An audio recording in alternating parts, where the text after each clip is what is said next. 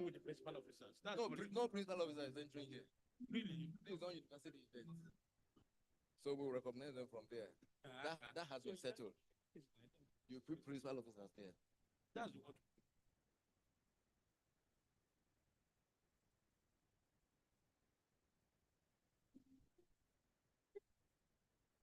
Good afternoon.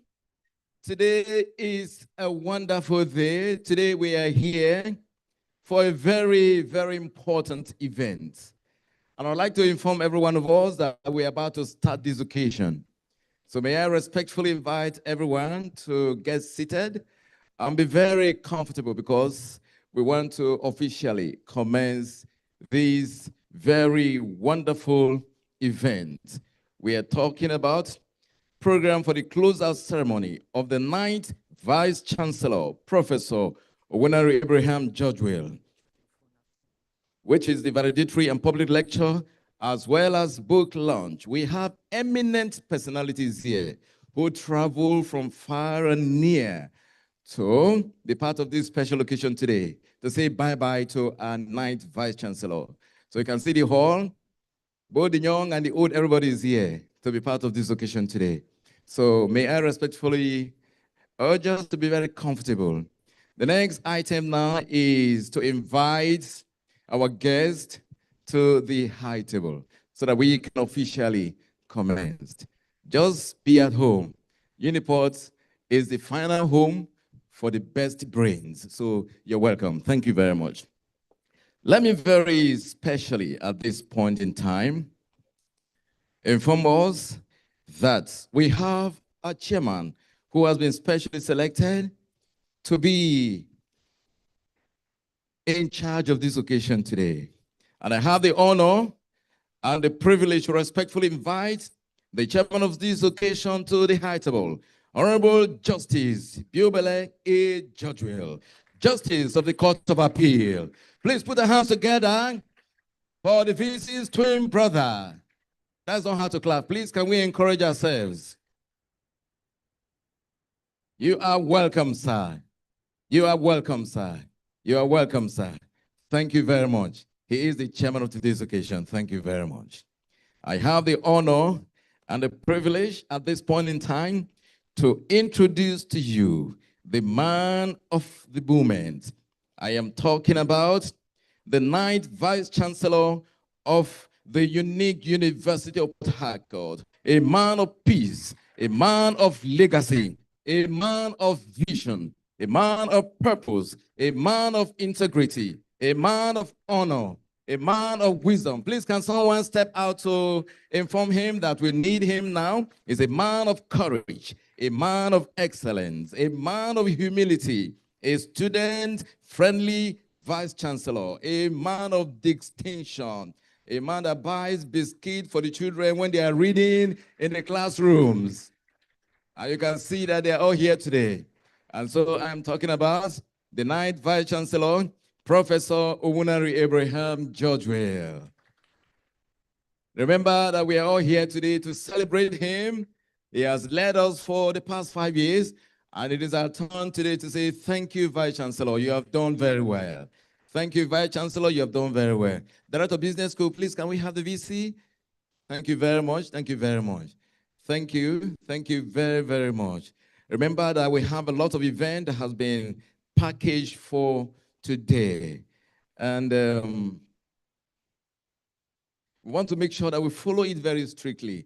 We sincerely apologize for the little break in transmission or in sequence of events. Thank you very much. We have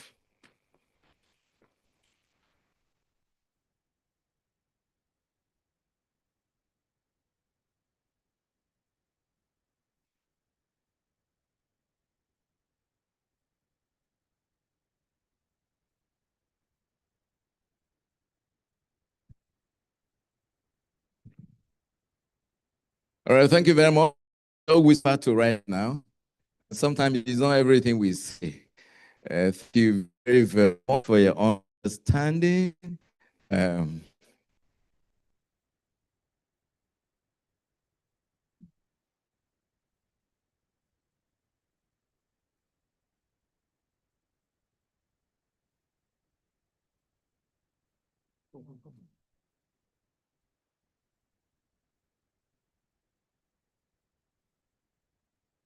All right, so we sincerely apologize for that little break in the sequence of event for today. At this point in time, I'd like to invite the media to just do an interlude of music. Let me do further consultation to enable us commence this program. Please, we sincerely apologize. Everything is set. Everything is in place. Thank you.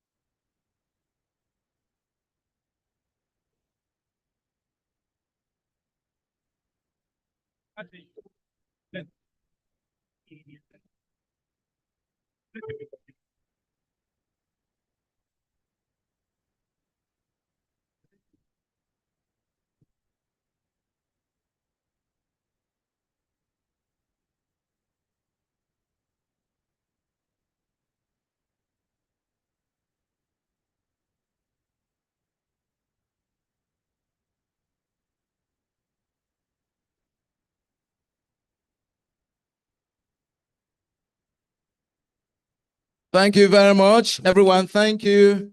We deeply appreciate your understanding. We appreciate your patience. Thank you is not in our character. It was owing to circumstances beyond our control. Let me continue. Already seated here is the distinguished chairman of today's occasion, Honorable Justice Biobele Abraham Judgewell, Justice of the Court of Appeal, the chairman of today's occasion. Please put your hands together for him. He's already seated. He's the Vice Chancellor's beloved brother. Thank you very much. He's not just the beloved brother, but his twin brother. Thank you very much. Let me also very respectfully invite to the high table the man of the moment, the man we are all here for today. I am talking about the 9th Vice Chancellor of the University of Port Harcourt, Professor Owunari Abraham Judgewell.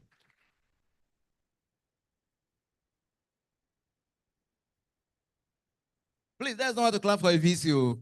Thank you very much. Thank you. A man of impeccable character, a man of legacy, a man of peace, a man of wisdom. You're welcome, sir.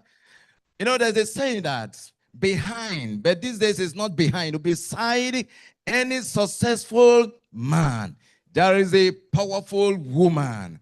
And I have the honor to respectfully welcome to the high table the wife of the Vice Chancellor of the University of Port Harcourt, the President of University of Port Harcourt Women Association, Professor Udeme Judgewell. Please, can you put your hands together for our First Lady? You are welcome. You are welcome. You are welcome. I have the honor to respectfully, at this point in time, to introduce to you another very important personality in our midst today. I am talking about the incoming Vice Chancellor, the 10th Vice Chancellor of the unique University of Port Harcourt, Professor Prince Will Chike, to the high table. Please put your hands together for the incoming Vice Chancellor, University of Port Harcourt. Please clap to welcome the new Vice Chancellor. Professor Prince Will Chike, you are welcome. You are welcome. Thank you very much. Thank you very much. Thank you. Thank you very much. We deeply appreciate. We deeply appreciate. Thank you, the 10th Vice Chancellor. Let me also very respectfully invite to the high table the 7th Vice Chancellor of the University of Port Harcourt and his beautiful wife. I am talking about Professor Joseph Ajinka.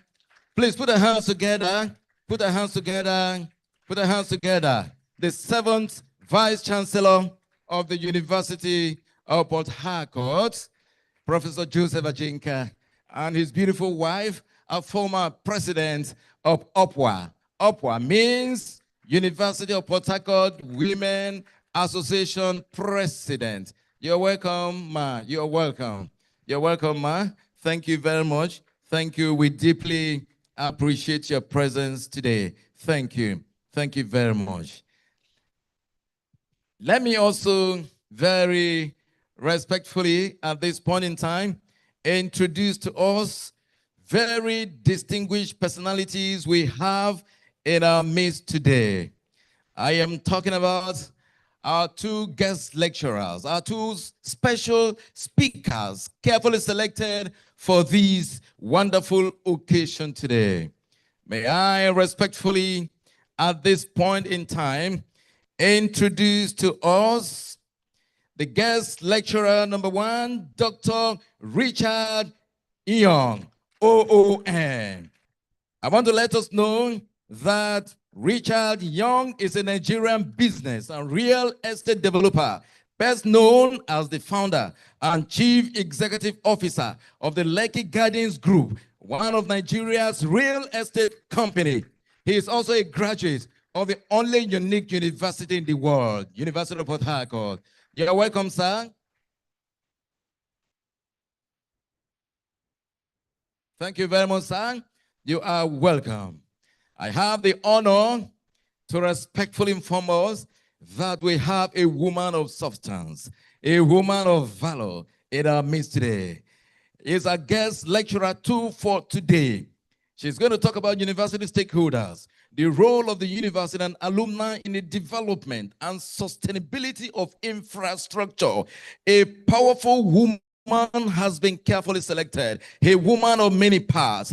I'm talking about Dr. Mrs. Sienye Obi Lulu Briggs, a prominent Nigerian industrialist, philanthropist, and corporate leader from Rivers State. She is the chairman of Chief Executive Officer of Money Polo Limited, one of Nigeria's leading indigenous oil and gas exploration and production company. Please put your hands together for Her Excellency, Dr. Mrs. Sienye Obi Lulu Briggs. Please put your hands together for her. You're welcome, man. You're welcome. The students you gave scholarship are here. Can you clap so that she will know that you are here? Oh, plenty, plenty. You're welcome. Ma, your children are here today. Your children are here today. So thank you very much. Thank you very much. I've been asked to respectfully welcome to the high table the mother of Richard Young, who is in our midst today. Behind every successful son, there is a powerful woman behind. And I'd like to introduce to us the elegant, the delectable, the beautiful mother of Dr. Young, who is here today, one of our benefactors. You are welcome, man. You're welcome. You have a special place. Keep going. Let's clap for her. Let's clap for her. Very, very special.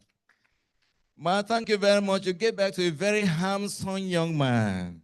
Thank you very much. You can see the way, in spite of all the dough, see how humble he is to mommy. That means you can never give back to yourself. They deserve our honor and respect. Thank you very much. Thank you. Thank you.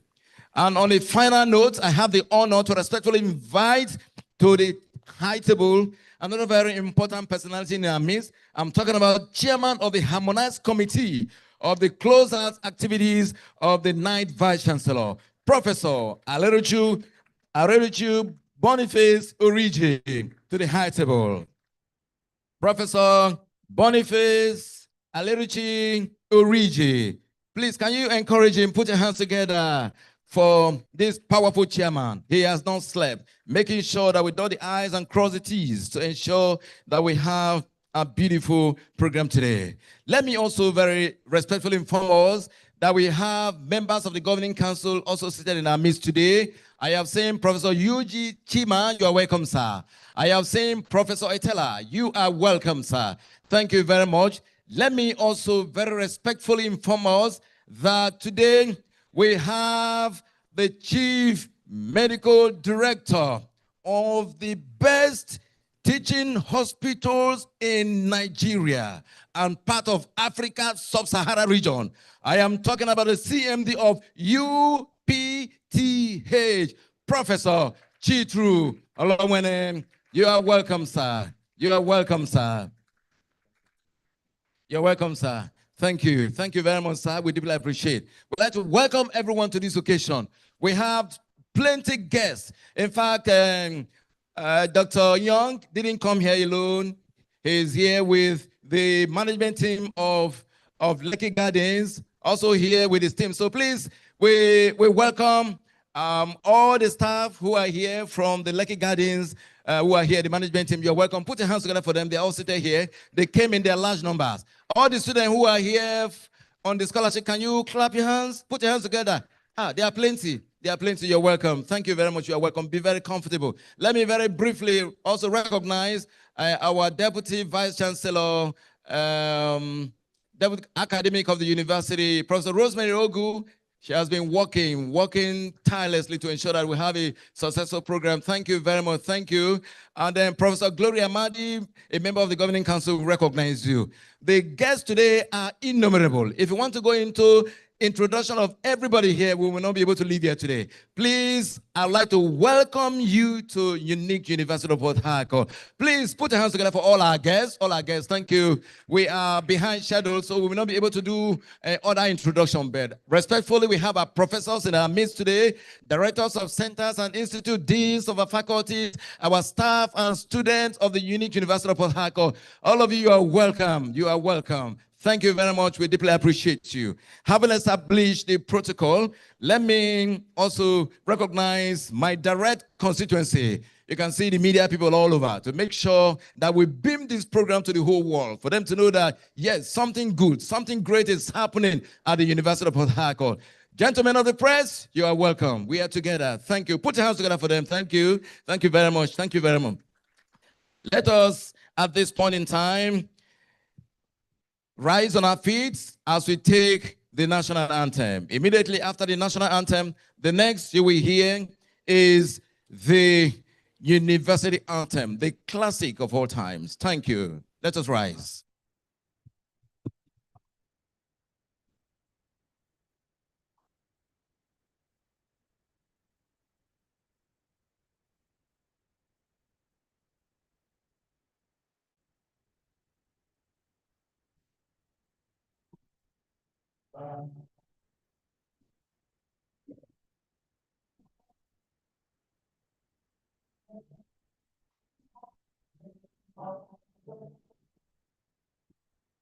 Thank you, university anthem. Let's sing with joy and happiness.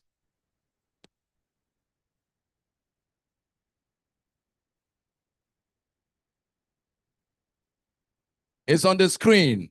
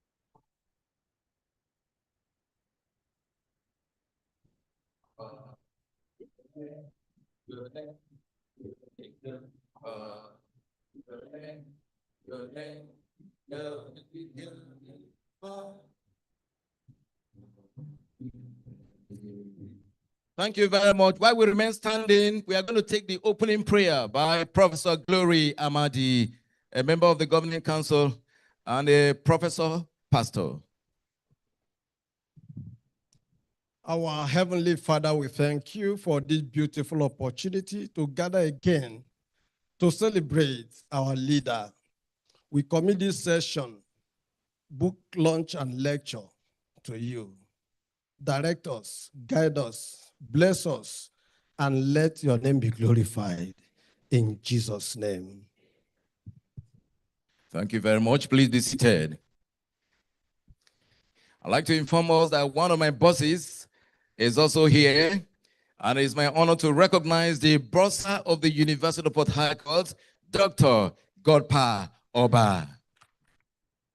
Please put your hands together for our bursar. Thank you very much. Thank you. Thank you very much. The next item here at this point in time is number 6, which is welcome address. I have the honor to respectfully invite the chairman of the Harmonized Committee, to kindly step forward to give a brief welcome address. And after that, we will inform you of the next item. Thank you very much. Professor Aleruchi Boniface Origi, you're welcome, sir.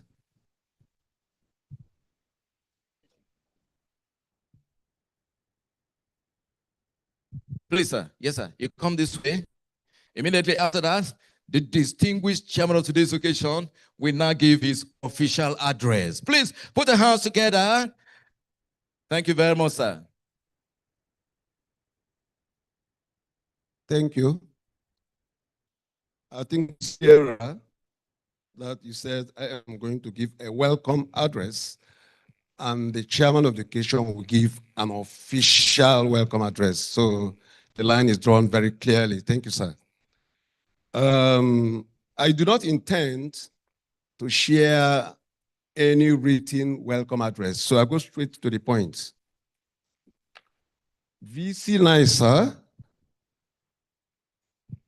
and VC Tensor, I respectfully ask that I stand on the already existing or established protocol by the PRO. Straight to the point, we know why we are here. And I want to tell you something that will surprise you. The VC9 did not package all this. In short, we decided, the committee of friends and well-wishers decided to package this. So we are taking him by surprise. Of course, we know in his usual way, on the 13th, he would have just hand over and then go his way. But we said, no, you have done so well for this university, and we can't let you go that way without blowing our trumpet. And that is why we're here. Today is day 3 on the planned program. Legacy lecture or validatory public lecture and book launch. The past 2 days, we have had rally and a walk in his honor. That was on Monday. On Tuesday, we had a very wonderful evening. That was the command performance. Here we are today. This is in a very clear term.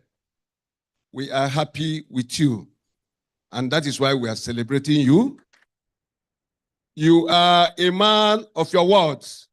You are a visionary VC, capacity VC. If I continue to say all the adjectives today, we will not go. But you are a good man. You may not have done it all. You may not have been 100% in all your doings, but from our scorecard, you have done very well. And therefore, we decided to package this to also take you by surprise.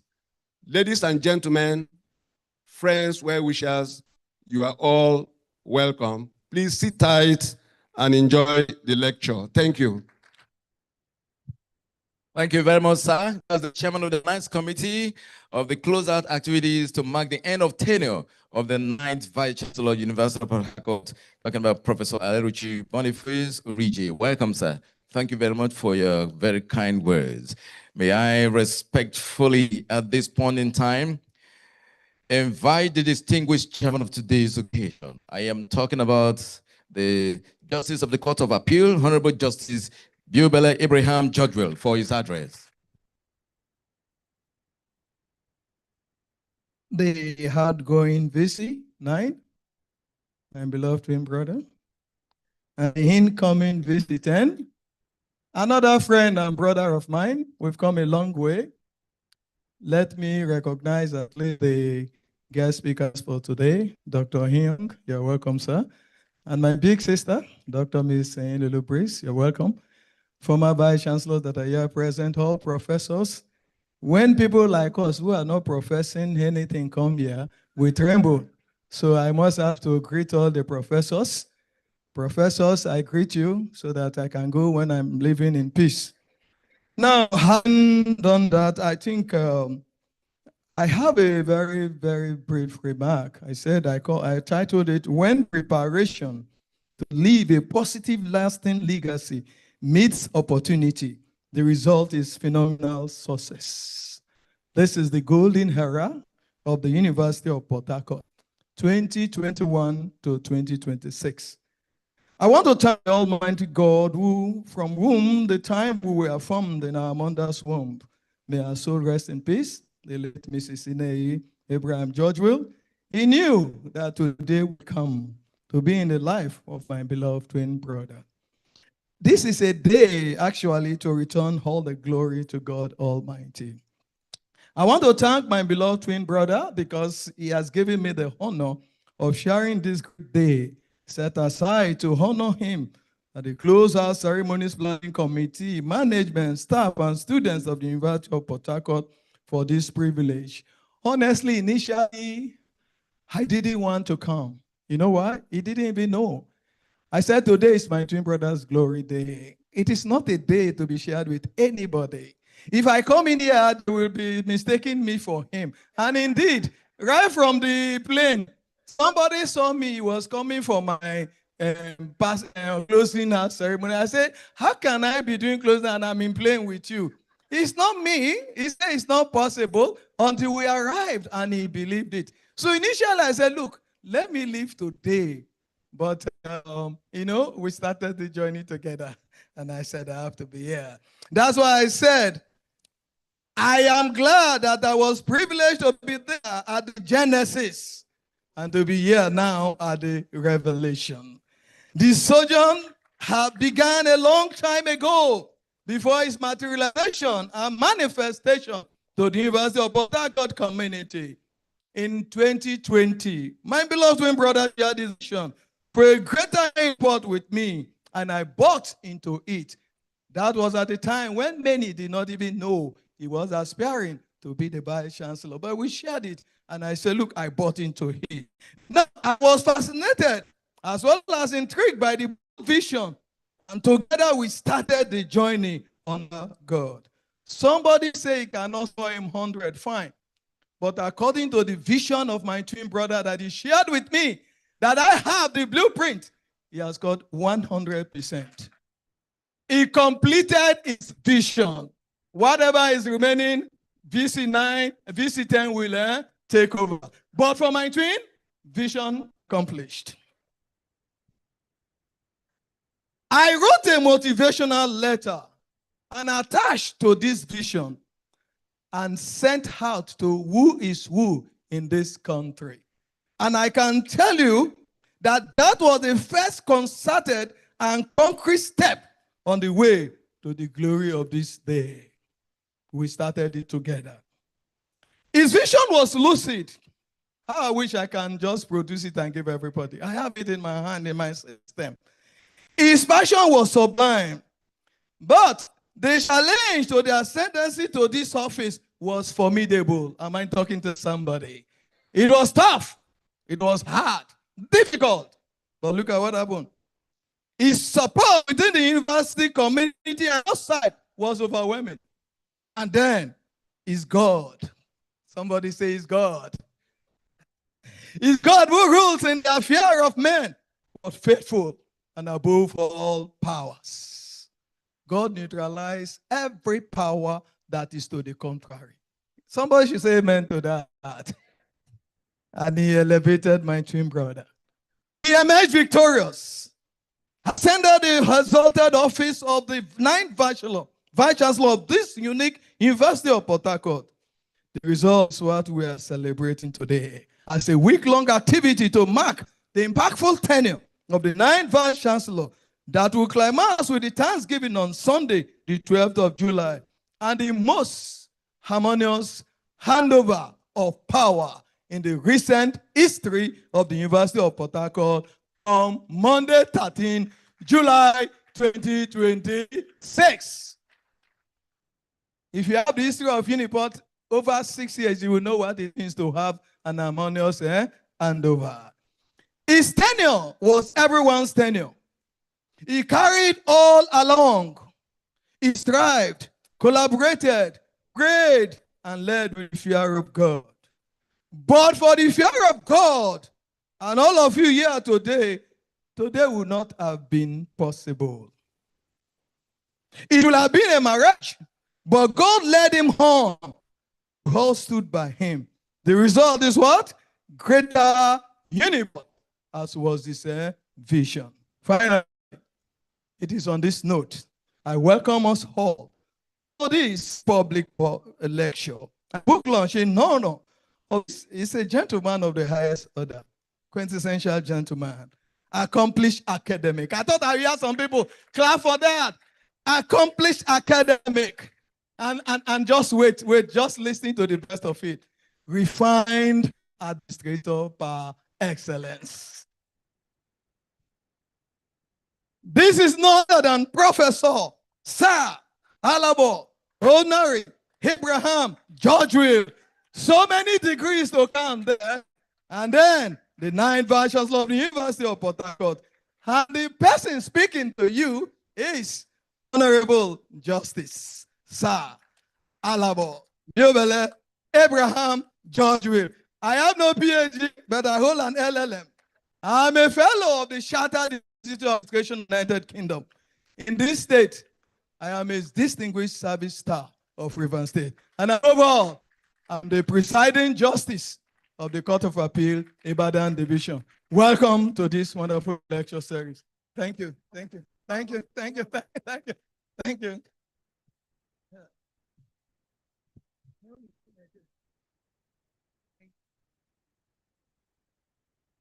You see that today is a day of joy and happiness. Do you agree with me? My Lord. Okay, no, my Lord. Thank you very much, sir. I'm learning. I always love that. Thank you so much. You can see the twin brother of the Vice Chancellor. The Vice Chancellor once said that this is the only brother that knows I'm happy, when he knows when I'm sad. In fact, when you see the VC elogizing the brother, in fact, they are inseparable. Am I correct? Inseparable. In every event organized by the Vice Chancellor, you will see the brother. They love them so much. Oh, what a special bond. Please put your hands together. You can see that he's smiling even more. Thank you, sir. Thank you very much. We deeply appreciate you. Thank you, because your love for your brother, your twin brother, has never, in fact, always there, always there. Anybody who comes in contact with you knows. It's time for the next item. And for item number 7, the Vice Chancellor is a very humble man. And then if you go to page 2, you are going to see the citation of the Vice Chancellor. So after now, you can take some time and go through the citations. So let's move now to item number 8, which is the public lecture. And this lecture is going to be delivered by Dr. Richard Inyong, OON. I want to respectfully invite the Deputy Vice Chancellor Academic of the University, Professor Rosemary Ogu, to kindly step forward and do a powerful citation on Dr. Richard Inyong. Thank you very much. Thank you. Please put your hands together. Thank you very much, PRO. Please, a round of applause for the Public Relations Officer. Chairman of the occasion, the celebrants, the 9th Vice Chancellor, the 10th Vice Chancellor, our erudite speakers, members on the high table, distinguished guests, students, gentlemen of the press, ladies and gentlemen. Dr. Richard Young, please, could you be upstanding? Yes, please. Thank you. Face the crowd. Thank you. Dr. Richard Young is the visionary founder, managing director, and chief executive officer of the Lekki Gardens Group, a leading real estate development group in West Africa. Born to the family of late Sir Ime Okon Inyong and Chief Mrs. Glory Inyong, On the 28th day of May 1981 in Lagos, Nigeria, Dr. Young holds a Bachelor of Science in Economics and a Doctor of Science in Business Administration from the prestigious, unique University of Port Harcourt. He has over the years continued to distinguish himself within the Nigerian business community. With over a decade of experience in property development and management, sales and strategy in real estate, he has established himself as an authority in and on the Nigerian real estate sector. For this, he has been featured severally by CNBC Africa, Business Day Nigeria, and other well-known local and international media outlets. Dr. Young started his real estate entrepreneurial journey believing in the potentials of the residential real estate sector. He saw the big opportunity in the nation's housing deficit and the impediments to home ownership.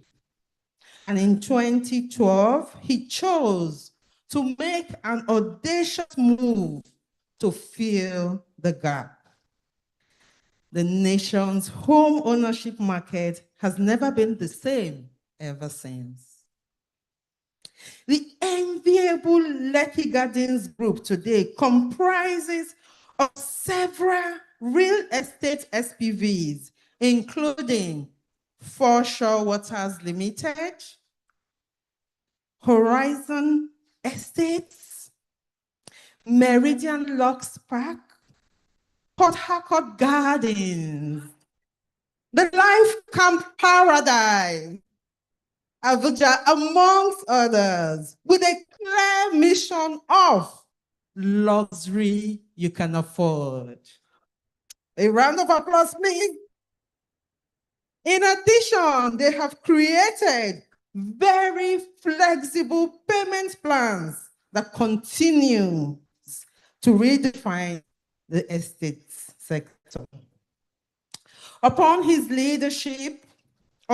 leadership, Lekki Gardens have developed and sold more than 20,000 housing units across Lagos, Ogun, Rivers, and the FCT. The company has an additional 25,000 units in the pipeline, spread over 60 ongoing projects. A round of applause for him.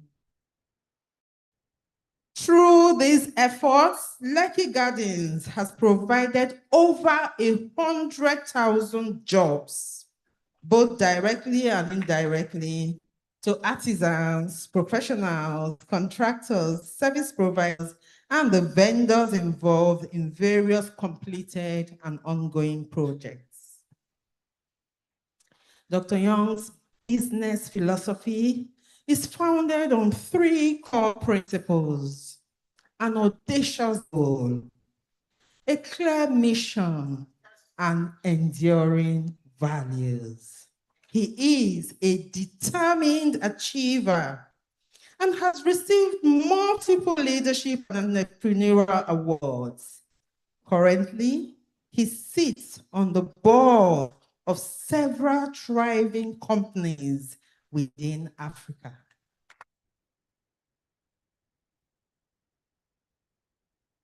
Beyond the numbers, Dr. Young revolutionized real estate in Nigeria, selling houses at unbelievably low prices and opening the door of home ownership to thousands of families the market had long priced out. Here's a round of applause for him.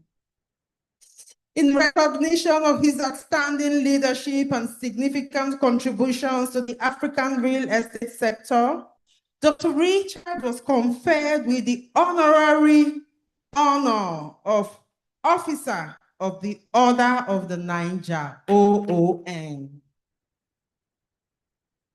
This prestigious award is a testament to his commitment to excellence and nation building through real estate development. His contributions have earned him recognitions well beyond the business community. Our own University of Port Harcourt conferred on him an honorary doctorate, Doctor of Science, DSc, in Business Administration, while the Nigerian Institute of Quantity Surveyors admitted him as an honorary fellow in recognition of his impact on housing development and on housing delivery and urban development.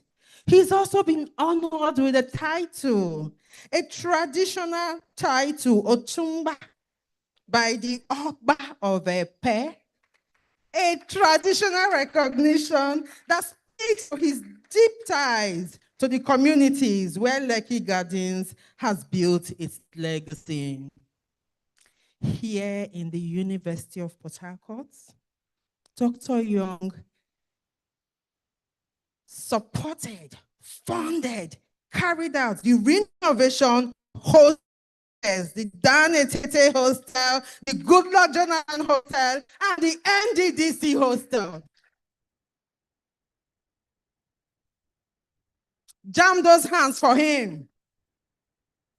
In addition, he donated 5 brand new Toyota Camry cars to the Vice Chancellor and Principal Officers. And he has over 375 students in scholarship scheme providing upkeep and tuition. Ladies and gentlemen, Vice Chancellor, sir, Dr. Richard Young is happily married to Chief Mrs. Olusola Young, and they are blessed with beautiful, lovely children. He fits the Albert Einstein saying that the value of a man should be seen in what he gives and not in what he's able to receive. Richard, as fondly called, is a man who gives and continues to give. And today, he's going to deliver a lecture. And his lecture is titled, Ladies and gentlemen, please, a round of applause for Dr. Richard Young. Thank you very much. Thank you very much. Thank you. I'm supposed to.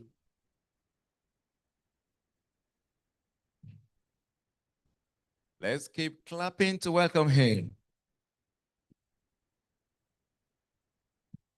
Young but mighty. Choose this. Okay. Good afternoon all. Now it has become difficult for me to speak. I am not a shy person, for anybody that knows me, but right now,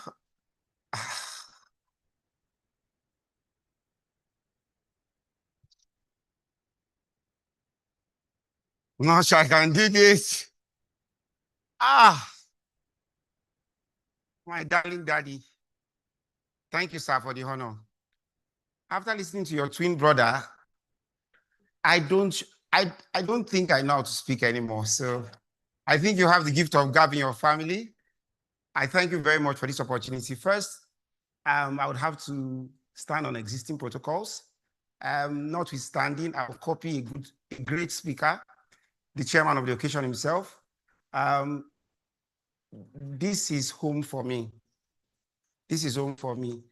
I want to acknowledge the governing council of the university and the Senate and the very special Vice Chancellor that I've become a son to, that has honored me today. I'm also acknowledging the new VC that will become my best friend soon. I assure you, at the end of this speech, he will become my new best friend. I assure you. Let's take a bet, sir. We'll be very, very good friends at the end of this speech. I want to acknowledge the professors all seated here. It's humbling to come here to talk. One of the things I won't do today is to show any intellectual prowess. The men and women that are seated here taught me 25 years ago and gave me a honorary degree 4 years ago. And so if I show any attempt to exhibit intellectual prowess, I will fail this exam. I intend to pass. If my VT got 100 over 100, even if I get 99, I'll be better off. So I want to thank my very special daddy for this opportunity. I'm having a bit of a struggle.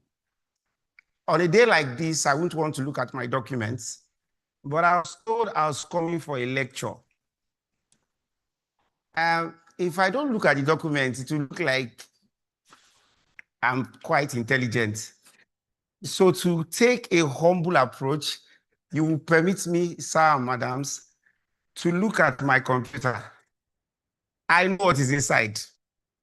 But if I don't look at it, you will not forgive me, sir. So let me act like I'm still doing open book exam, because that's a lecture. And so if you permit me, I would dive into the work that I've been called to do. Thank you very much. I forgot, there's also another VC on the table. I will not be able, that's an existing protocol, I'm learning, so -1 mark. I acknowledge the 7th VC, the 9th VC, and the 10th VC. I also acknowledge the wife of the VC.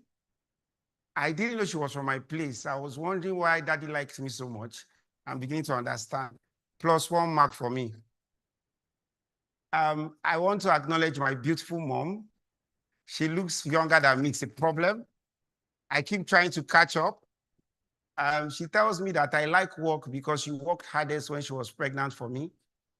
I feel that she gave me too much work. Mommy, thank you for this, because success comes in the garment of hard work. I want to acknowledge my best friend and younger sister, Christy. I want to acknowledge a very special man. I don't need this mic, okay? No, I like it. It feels like a hand, except I'm causing problem. Let me feel better. I'm sorry. Am I permitted to hold this mic, please? It will look like I'm too advanced if I don't. Okay, I was acknowledging Honorable Ishao Bolan from Lagos State Assembly. He joined me. I have so many best friends around here, I cannot continue talking, but I acknowledge the management team of Lekki Gardens who have joined us. My friends are plenty in this house. Thank you very much. If I don't call your name, forgive me in advance. Because I have 25 minutes, I'm sure I've spent 2 minutes or 1 or half. I have 25 minutes to speak now. They told me I'll do 30 minutes. I want to see if I can do it in 25. One of the reasons I took permission not to attempt to show intellectual prowess is I want to do something that I know how to do best. I'm an expert in this game of talking about myself. I don't think there's anybody that can talk about me like me. And so you permit me not to tell you theories today, but to tell you stories. I have about 5 stories to tell, and I will tie those stories to leadership and giving back purposefully. 2 sides of the same coin. Now, forgive me, I have to open the computer so that I will do what I said. I like keeping my word. help me with my computer now. Okay. What I'm going to do today is that I'll tell stories. I want to tell stories. The only time I'll be looking at my documents here will be when I want to bring the principles together. So I said I have 5 stories to tell. And each time I tell a story, I'll tell why the story has meaning. The first story I'm going to tell is how I became a leader in real estate. How did I become a leader in real estate? 15 years ago, I was 30 years old. And we had just started our business. Big dreams, and I wanted to do something great. We had raised capital, rough. We couldn't get so much so that we don't give out all the shares. And so we raised capital, and we bought a 10-hectare plot of land in Ajah, Lagos State. Now, that parcel of land, we intended to build 200 houses on top. The whole idea of real estate, if you read very well, the secret is reading. So I'm talking to students. I'll try to tell you my reading lifestyle later. I'm sure I was reading about 100 books a year then. And research showed that real estate is best sold off plan because it allows you to manage capital. I studied economics, and I felt I could pass along the savings to the buyers. Properties were selling for far higher then. A 4-bedroom flat was selling for 35 million, 5 minutes from my project. I wanted to sell for 15 million naira to pass along the savings to customers. We had tried for months to sell the houses to raise capital, and we were not successful. Look, funds were tight. The estates we're trying to build had no good road. It was flooded. It wasn't motorable. And we were trying to sell the houses. So I called my board of directors. We had just a little money, enough money to build 3 blocks of apartments to showcase what we wanted to sell so that customers would see what we want to sell and buy. And since we weren't making the sales we wanted, I called my board of directors, then me and my wife. And I said to my board, I think we need to do the impossible. Let's give everything we have in savings to building a road in the community that we're going to start our business. It was a 1-kilometer road. It was going to take every dime we had allocated to building houses for the people we wanted to sell to. It was bold, it was audacious, it was unthinkable. Well, as you know, my board approved. And for the next few months, we spent all our time, all our money, not achieving any sales, but building a road to a project we had not sold them. And properties around the location jumped 300% in value. Land was being sold for 5 million a plot. We were building a road, and everybody started selling their plots for 15 million naira. We were not selling houses. We finished the road. Our projection for selling the project was it will take us at least 3 years. We have documents planned to the detail. We're going to sell in 3 years. And something happened once we completed the road. We sold out in 3 months. We sold out in 3 months. That transformed us as leaders. For the first time, a developer would not use his money to build the project. For the first time, a developer will not think of himself. For the first time, a developer will think giving back instead of taking. And it transformed our business. We were positioned as leaders. 3 years work turned 3 months achievements. Leadership is giving back. Giving back is leadership. People think that giving back is something altruistic, that leadership is something selfless. It's not true. You can be opportunistic, you can be strategic, you can give and get far much more than you ever thought. For us, leadership is giving back. Now, we're still in story one. Don't forget. Now, 5 years afterwards, we were to start our business in Abuja. We bought a huge parcel of land around a place called Life Camp. Now, you've learned the trick. You don't make a mistake. The number one real estate developer in Abuja then had a project 3 times our size and had been trying to sell for 3 years and had not succeeded. He was failing at his business because it was impossible to sell there. We came around the area. We built a road of 1.5 kilometers and we built a big bridge, a bridge big enough to swallow a car underneath. I mean, cars would sink into that lake and nobody would develop the area. And we built the bridge. Once we completed the bridge in 4 months, we sold out the project.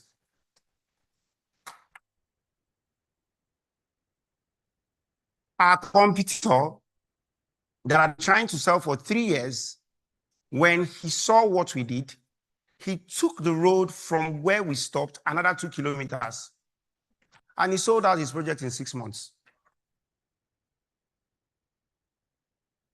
This is what do you call a principle? A principle is something that doesn't have respect for anybody. Once you obey the principle, it releases its power to you. We did it, it worked for us. Our competitor did it, it worked for them. If you do it, it will work for you. That's the principle. Story 2.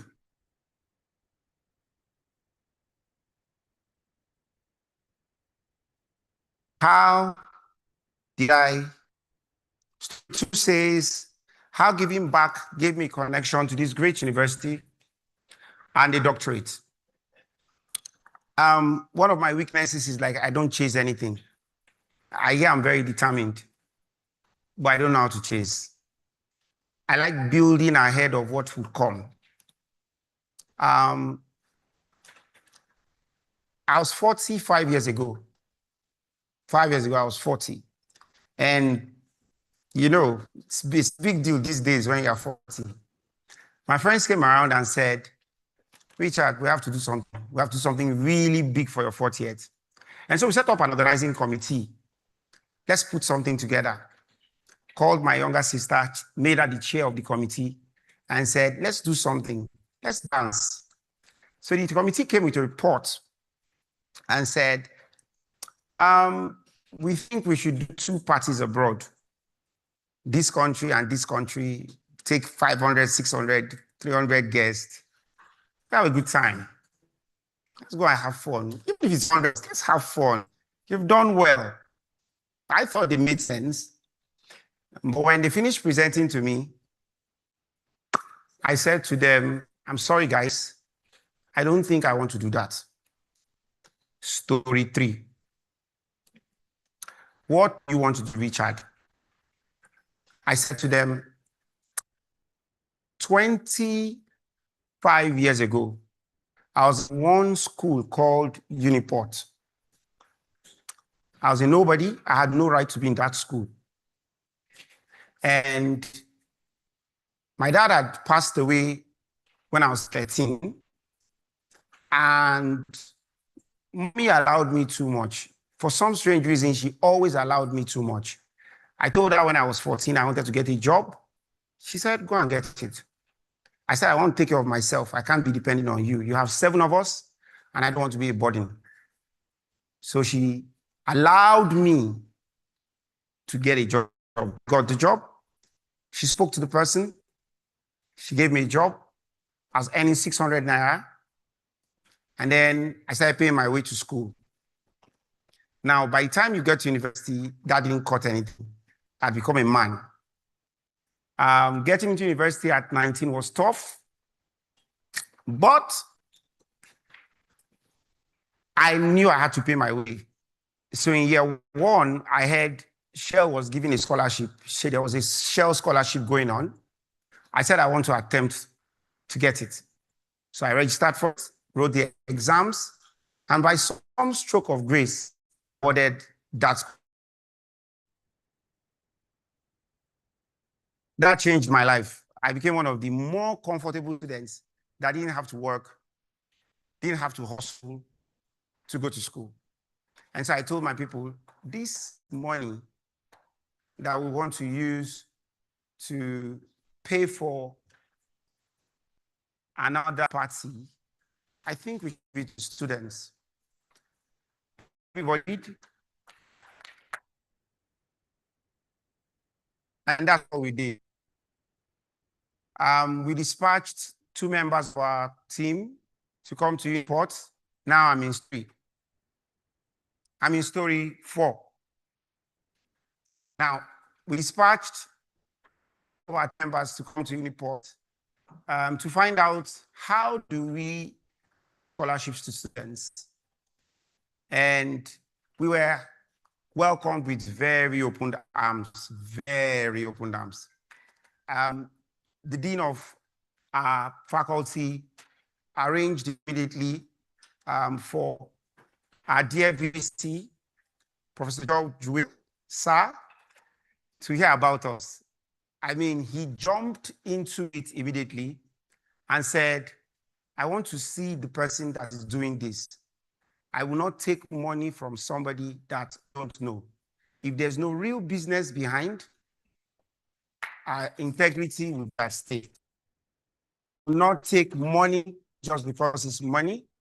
We want money from real business people. That's what he said. He wanted integrity above resources. And I said, well, why not? He said he's coming to Lagos to see what we're doing. He came to Lagos and we scheduled to see 10 projects together. By the time he was at project 6, our projects are massive. They are massive projects. He said, I don't want to see any more. I know what I have seen. And we had a small meeting with our board, welcomed him, appreciated him. And in his keynote address to us, this is why he's returning a keynote to me now, sir. In his keynote address to us, he immediately said, I'm going to present to the Senate and the Governing Council of the university. You deserve a doctorate.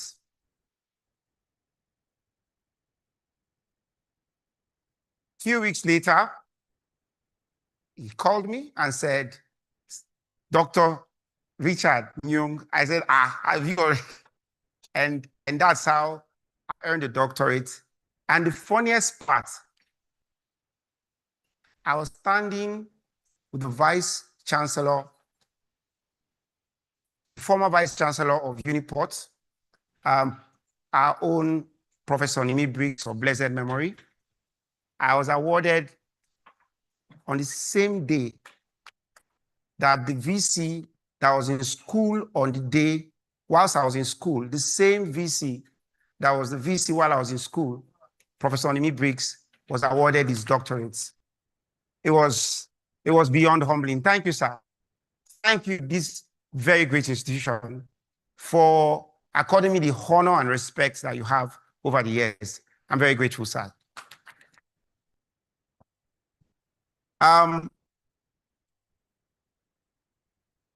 My daddy whispered to me when he was giving me the award, the honorary doctorate. He said, you are the first Uniport graduate that is being awarded a doctorate degree.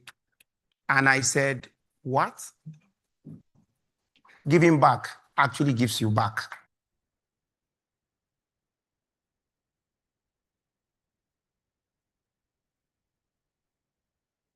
Before I talk about story number 5, keeping to my word, I want to try to keep it. I would like to promise and deliver that I will look at this document so that you don't think everything is in my head. I promise that, so let me keep my word. I want to tie all the stories I've told to the principles that I'm trying to express. 1,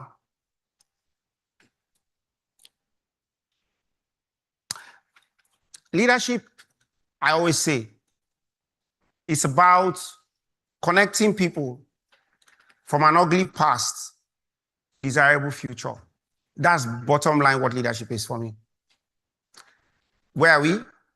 How do we get there? Taking others there. Leadership is giving yourself in a way that moves people from where they are today to a future that is more desirable.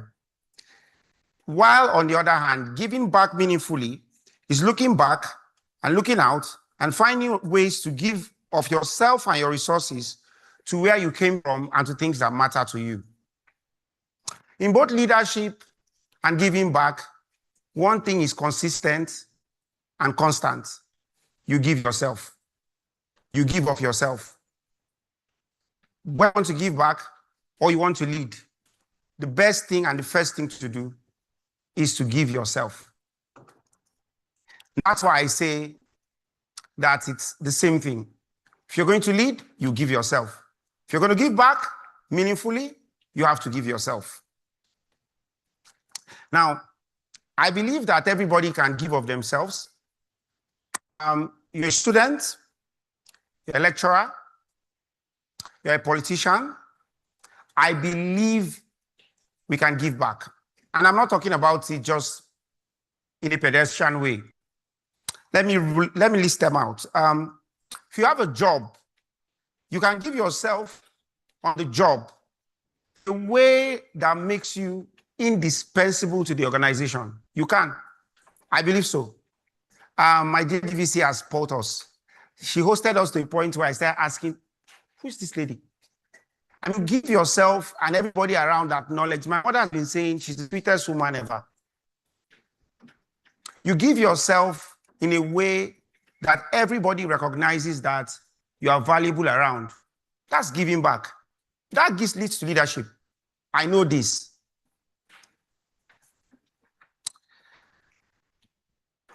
If you give yourself and become indispensable, and you inspire others to do the same thing, you have done what I'm talking about. When everybody sees you and wants to be like you because you're acknowledged, appreciated, and celebrated at work, you have inspired others. For a lecturer, you can give yourself when you teach students. You give them everything you can. You make them better. I'm a product of this school. I don't have any training outside my university degree. I don't have any single training abroad. Everybody thinks I studied abroad. Everybody I've met, they've said, you were trained abroad. I wasn't. I have only 2 trainings, only 2 certificates before the honorary degree. One is Daystar Leadership Academy, my church, and the second is my university degree of Uniport. You don't need more degrees. You don't need more degrees. We need lecturers that give students something. My daughter is about to university. I've refused that she should go abroad. I said, I got what I got studying here. You can't get it too. You can't get it too. You can't get it too. You can't get it too. If the lecturers give of themselves in the way that makes the student better, and the students give of themselves in a way that makes themselves better, I assure you, you don't need to go abroad. You don't need it. If you have the privilege to, it's fine. But if you don't, come on. We got the best from here. I'm a product of this school.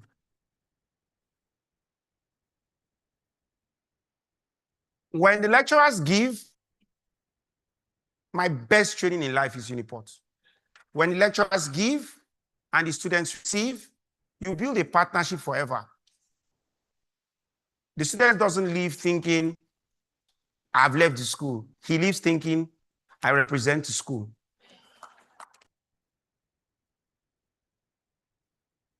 If you're a political office holder, you can give of yourself.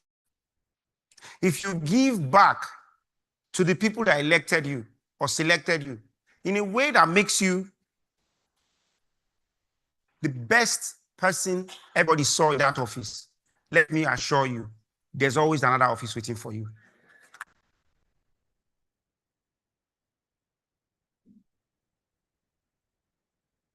So leadership is the bridge that takes people from where they are to places they've never been to places more desirable. And in giving back, you can build your leadership. I want to tell my fifth story and close. My dear friend, my most special professor, my vice chancellor, my daddy, like I call him, very special man with many gifts, an astute storyteller. When we see, he tells me so many stories. I'm like, how do you have these stories to tell? I thought I was the best storyteller. That's why I'm telling stories to. He has so many stories to tell. He's the funniest and funnest man in the room. You literally forget that he's the oldest man. I mean, for us, he'll be standing telling me jokes. I'll tell him I have to sit down, Dad. I can't do this. He's humble, he's kind, he's loving, he's thoughtful, he's deeply strategic in everything he does. He's hardworking and fair. The University of Port Harcourt found a great leader who gives back every single day.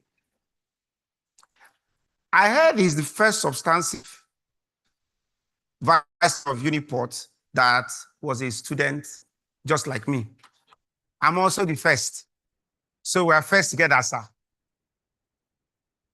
Thank you for making me the first like you. His track record is trailblazing. I did look into, I don't want to talk. He collected all the medals from Inlag. The Julie Rose Hotel that I stayed, I was shocked. Our own university has a hotel that big men and big women can stay in. Wow. Wow. Wow. And it's the only university that has that. Now that's another one for us. The auditoriums, the power systems, the international recognition of the university. Sir, you have done us well, sir. We started working together on scholarships. And once we shook hands on our scholarship, I was trying to give 400. He's taking it to 1,500 plus. Looking for entrepreneurs and shaking hands with them to say, you have to give back to this school. Well done, sir. He's a leader. He is a leader, and I'm proud, and I'm one of the proud recipients of his giving back. Two sides of the same coin. Thank you, sir. I said, and I promised that at the end of this speech, I would have a new best friend. I like keeping my word. I've spoken to the VC, and in appreciating how far we've worked together as strategic partners, and in welcoming the way that shows that we're going to partner, I'm committing immediately to build 200-room hostels. Immediately.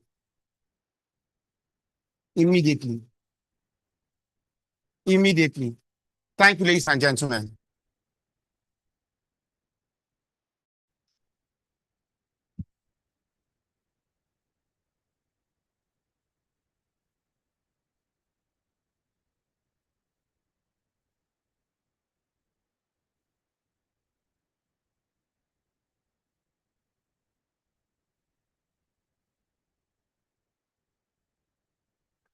Keep clapping for him. Keep Clap him.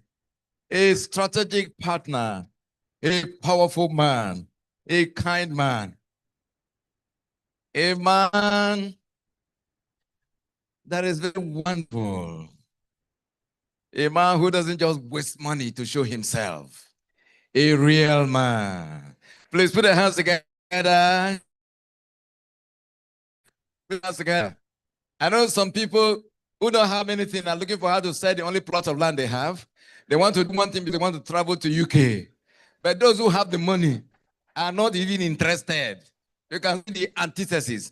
Those of you who read literature, you understand what it means by something very antithetical. Thank you very much, sir. Thank you very much. In fact, the hostel, my daughter will stay.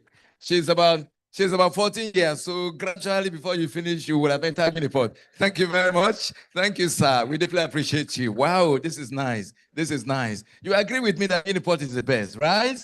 Please put your hands together for Uniport. No wonder the subscription is too much, over 45,000. And how many can we accommodate? People are struggling. Thank you very much, sir. We deeply appreciate it. Thank you. Thank you. Thank you. Thank you. Thank you. Thank you very much, sir.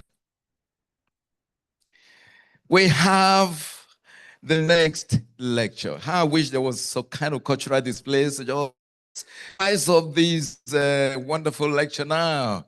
It was quite interactive. Storytelling. Thank you, sir.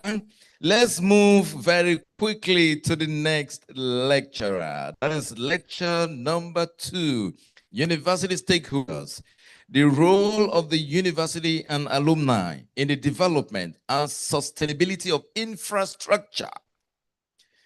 And at this point in time, may I respectfully again invite our DVC ACAD, Deputy Vice Chancellor Academic of the University, Professor Rosemary Ogu, for a citation on this distinguished personality, Dr. Mrs. Sienye Obi Lulu Briggs. Thank you very much. The chairman of the occasion, the 9th and 10th Vice Chancellor, distinguished ladies and gentlemen, please permit me to stand on the already established protocol as I deliver the profile of Dr. Sienye Obi Lulu Briggs, FLOD. Dr. Sienye Obi Lulu Briggs, FLOD, Fellow of the Institute of Directors, is the Chairman and Chief Executive Officer of Monifulo Limited, a pioneering indigenous oil and gas exploration and production company in Nigeria's upstream sector. Our delectable speaker holds a degree in information technology from East Ham College of Technology, United Kingdom, and has undertaken executive education and professional development programs in Nigeria and internationally, including from Harvard Business School. Her professional career began in 1981 at the Central Bank of Nigeria, where she was a pioneer member of the Computer Services Department that led to the computerization of the bank's operations. She rose to become head of computer operations before moving into commercial banking. At Oceanic Bank PLC, she played a key role in credit, marketing, branch development, and administration. An accomplished entrepreneur, Dr. Lulu Briggs established the Port Harcourt Township Bank and later founded the Lassienne Group of companies, which includes Lassienne Bottling Company, producers of Lassienne Premium Bottled Water.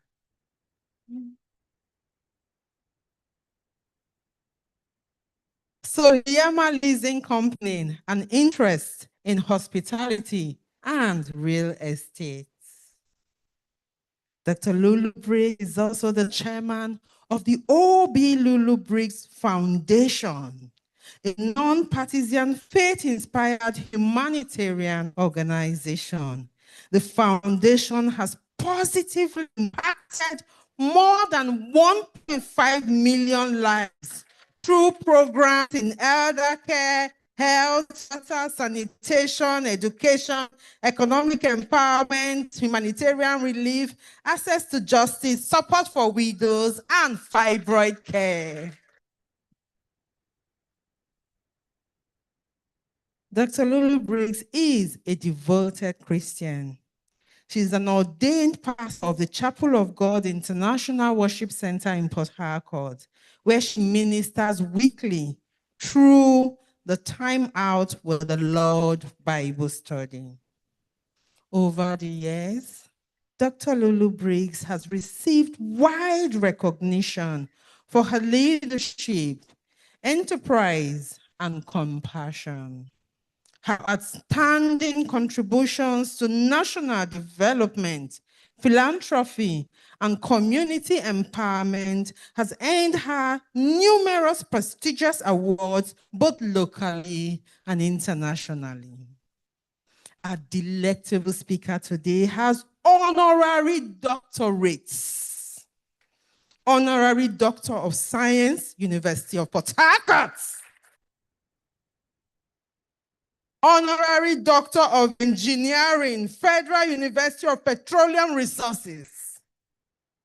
Honorary Doctor of Divinity, Nigerian Baptist Theological Seminary. Here in the University of Port Harcourt, our Children's Center was built by her. Same too for the O.B. Lulu Briggs Health Center. And we have over 250 indigent students on her scholarship. Please, a round of applause for this delectable, beautiful Dr. O.B. Lulu Briggs, who's going to deliver the lecture, University Stakeholders, the role of the university and alumni in the development and sustainability of infrastructure. A round of applause for her, please.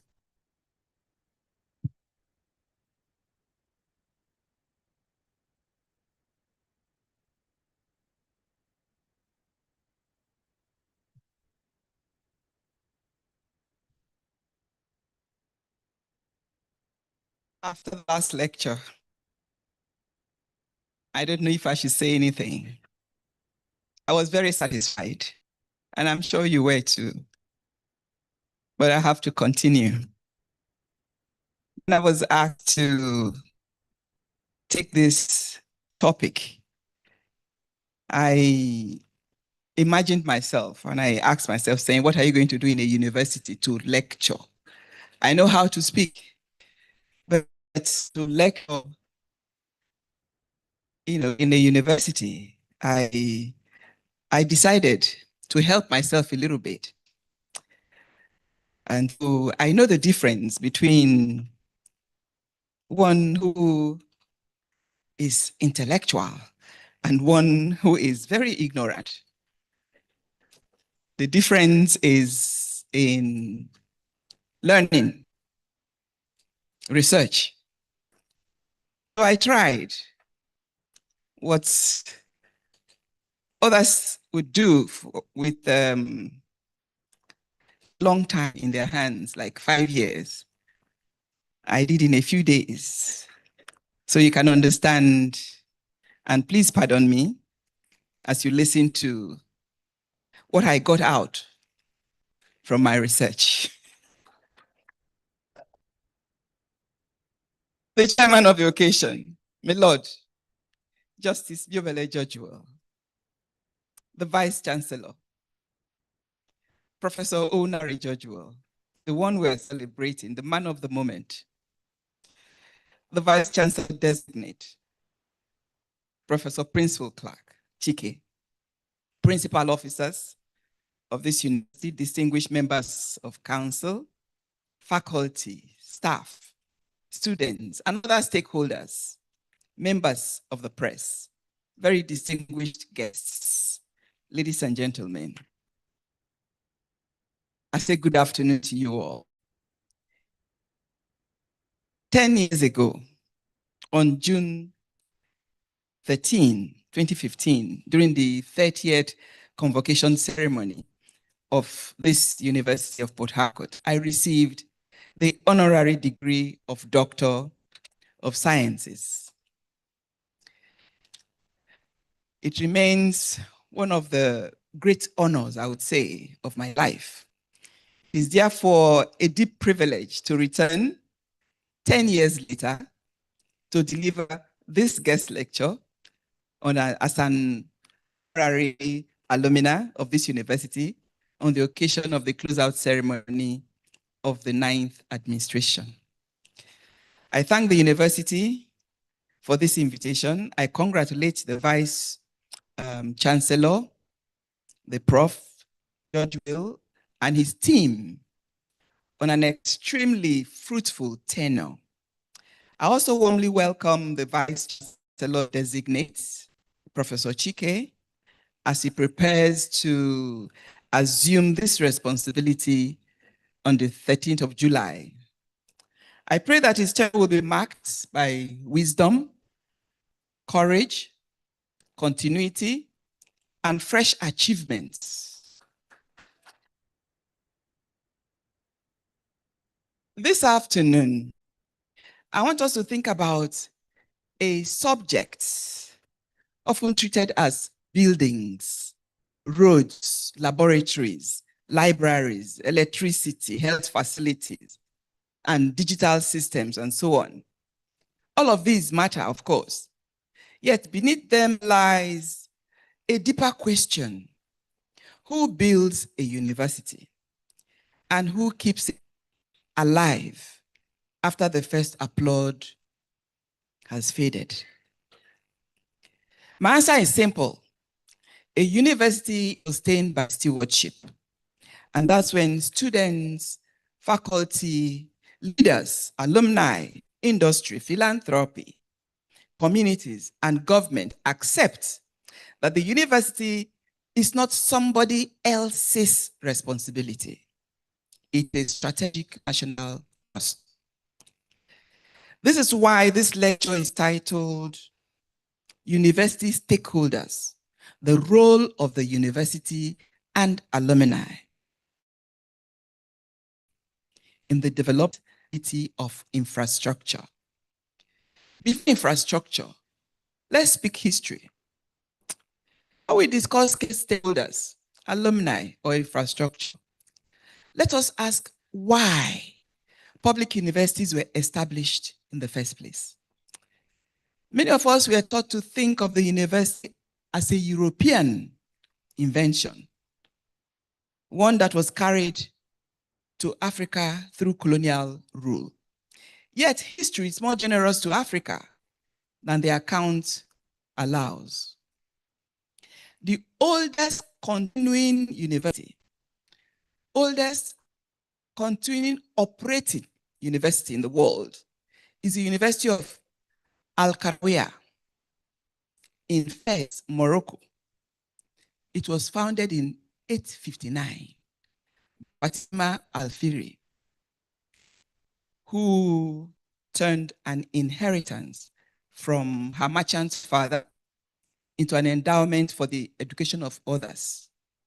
Its endurance was supported by gifts from individuals, a wider community fund, grants from the ruling sultan, and remarkably, an alumni fund.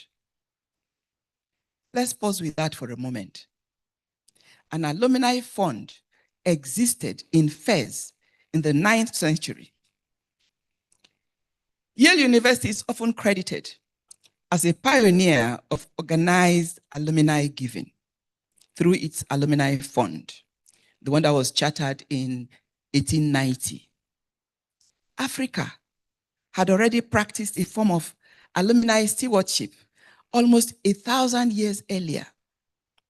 Centuries later, the University of Sankore in Timbuktu, Mali, was financed through WAKF, pronounced W-A-K-F, WAKF. This is a charitable endowment or charitable endowments held in perpetuity for religious or public purposes. Knowledge, as you can see, traveled across Sahara, northwards, into Europe, in both directions. And many scholars who had studied in Fez, Cairo, or Mecca came home to teach, to write, and strengthen the institution of their own people. I share this history because it corrects a long-standing assumption. When we speak about alumni giving and stakeholder investments, we're not borrowing a habit somewhere else at all. Institution building, one gift, one graduate, one generation at a time, has deep roots in this continent, Africa, and has always had a model of its own. That history matters because the modern African public university was not simply inventing the idea that universities exist to serve society. At the dawn of independence, that old purpose was being revived for a new and urgent task. That task was nation building. The public university was asked to educate the human capital a nation needed, generate knowledge through research, and strengthen the institutions on which democratic and economic progress depend. In Nigeria, this vision produced successive generations of universities between 1948 and 1980. The first generation included Ibadan, Lagos, Ahmadu Bello, and Nsukka. The second followed under the third National Development Plan of the mid-1970s, when 7 new federal universities were credited, several beginning as colleges affiliated to older universities before becoming autonomous. The University of Port Harcourt was one of them. It was founded in April 1975 as University College Port Harcourt, affiliated to the University of Lagos, and became fully autonomous in 1977. Its founding was an act of nation building, and that founding purpose has not changed. Beginning in the late 1970s and intensifying through the 1980s, African economies were struck by falling commodity prices, growing external debts, and fiscal crisis. Structural Adjustment Program, SAP, followed. Their goal was macroeconomic balance, but their consequences for African universities were severe. Public investments declined, enrollment kept rising. Laboratories fell into disrepair. Libraries stopped acquiring books and journals. Academic salaries lost much of their real value, and many of the continent's finest scholars accepted appointments abroad. In the 1990s, governments, university leaders, the Association of African Universities, and international development agencies were asking how the continent could renew one of its most important public institutions once the states could no longer fund it alone. And so in 1998, the UNESCO World Conference on Higher Education helped reframe higher education as a developmental priority rather than a luxury. We often describe the preceding period as a funding crisis. It was deeper than that. It was a crisis of the compact between the state and the university. The state would fund, and the universities would build the nation in return. When the state's capacity weakened, that compass was not properly renegotiated. What many universities are discovering today is that must be built. Government remains central, but alumni, industry, philanthropy, community, international partners, faculty, and students must all become part of is infrastructure. We have often thought of universities as beneficiaries of infrastructure, waiting for roads to be built, laboratories, hostels, and so on. It's something more serious. Universities are themselves infrastructure. They are visible infrastructure through the classrooms, lecture theaters, laboratories, libraries, hostels, health facilities, research centers, digital systems. Their deeper value is a human capability they produce. The people who design, who run, who maintain and improve everything else a nation builds. A building is visible. It can be named, it can be commissioned, photographed, and celebrated. Sustaining it is quieter. It asks, who will repair the roof in year 8? Who will replace laboratory equipment after a grant ends? Who will keep the digital platform running and train the next technician, researcher, administrator, and leader? This is where stakeholder responsibility begins. The University of Port Harcourt has already shown the way. I thought I would hear a clap. In 2001, the University of Port Harcourt was selected by MacArthur Foundation alongside the University of Ibadan, Ahmadu Bello University, and Bayero University, Kano, as one of 4 Nigerian universities chosen for sustained multi-year investment.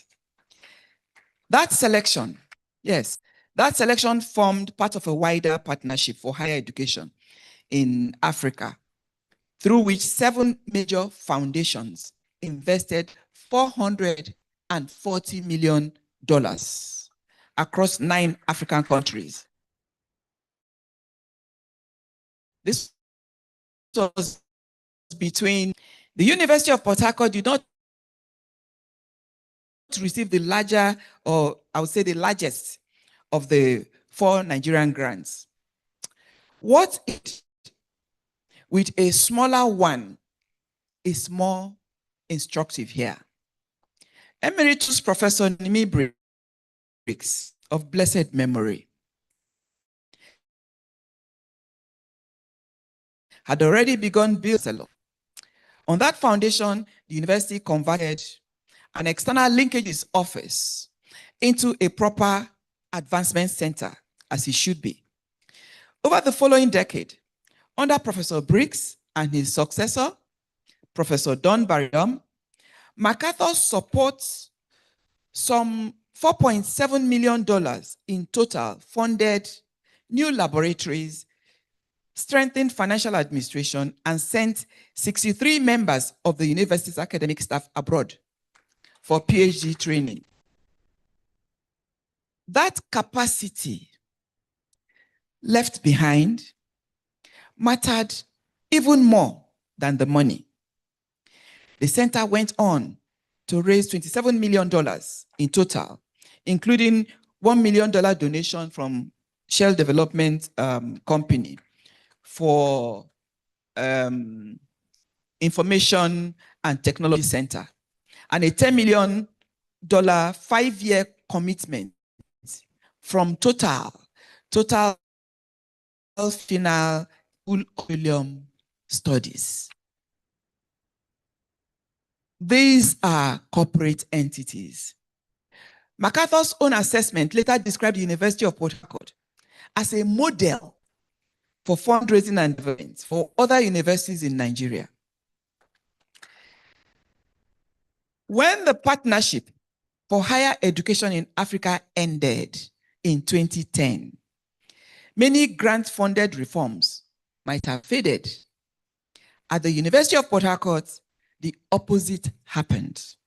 The investment compounded. Under Professor Joseph Ajenka, Vice Chancellor from 2010 to 2015, the university became Nigeria's first partner institution of the African Virtual University. His administration also established the Office of Vice Chancellor for Research and Development. It secured its first World Bank Africa Center of Excellence in oilfield chemical, first in Nigeria, and sixth in Africa for research influence.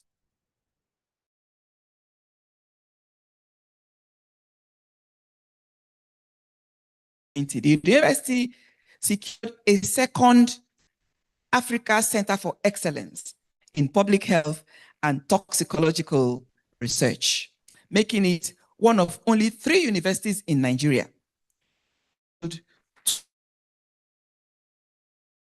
2 such centers. Campus internet coverage reached 8%, and 3 postgraduate programs and international accreditation.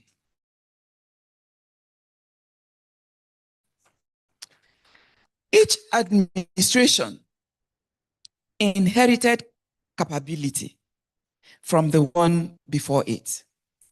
Across 5 different leaders and a quarter of a century, that continuity shows that a well-governed public university does not simply receive infrastructure. It keeps building its own. Commendation is therefore in order for the 9th administration.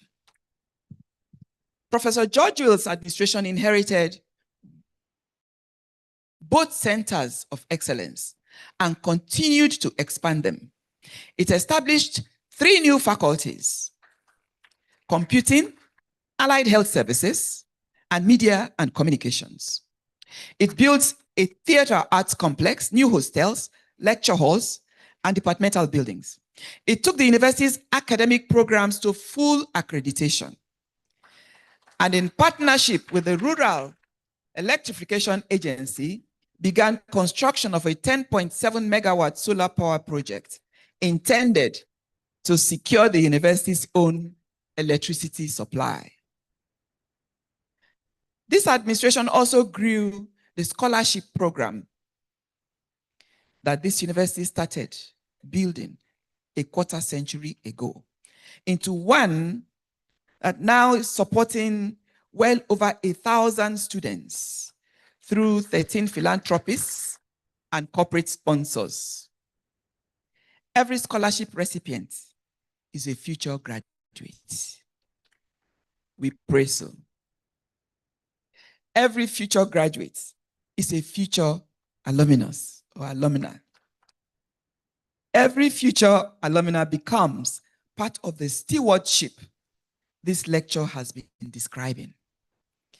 The administration also forged new international partnerships, including the MasterCard Foundation, and continued a tradition of external collaboration traced back to the year 2000. Seen together, these are not scattered line items on an annual report. No. Stakeholders show up when you build something worth showing up for. In that respect, Professor George Will and his team deserve commendation.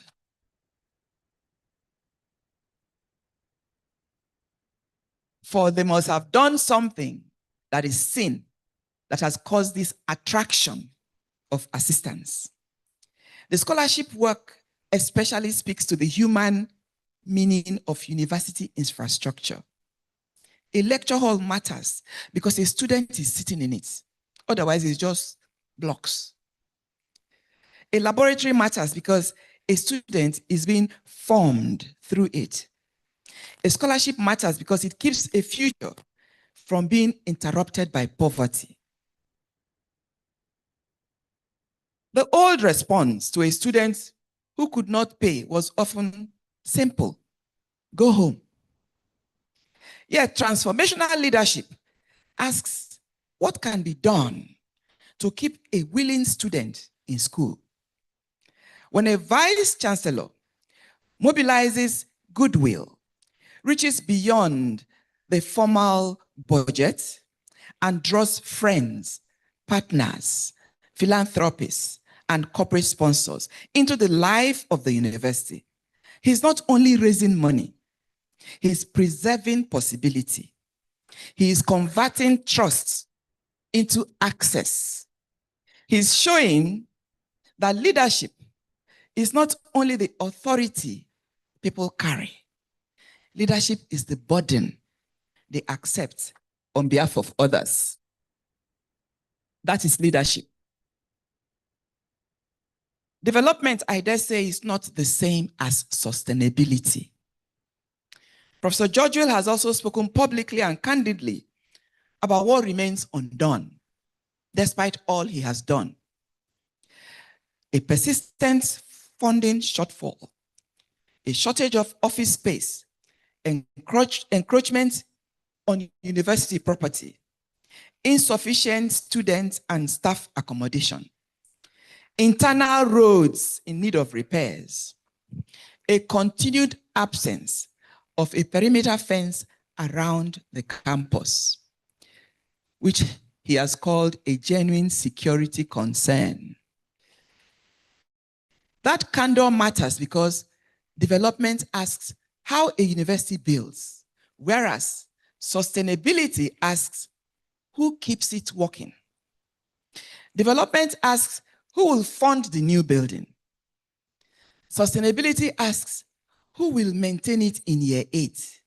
I was very thrilled when I heard my brother here, when they were reading his citation, and they said he renovated this hall, that hall, this hall. Those who built it, built, and they are left.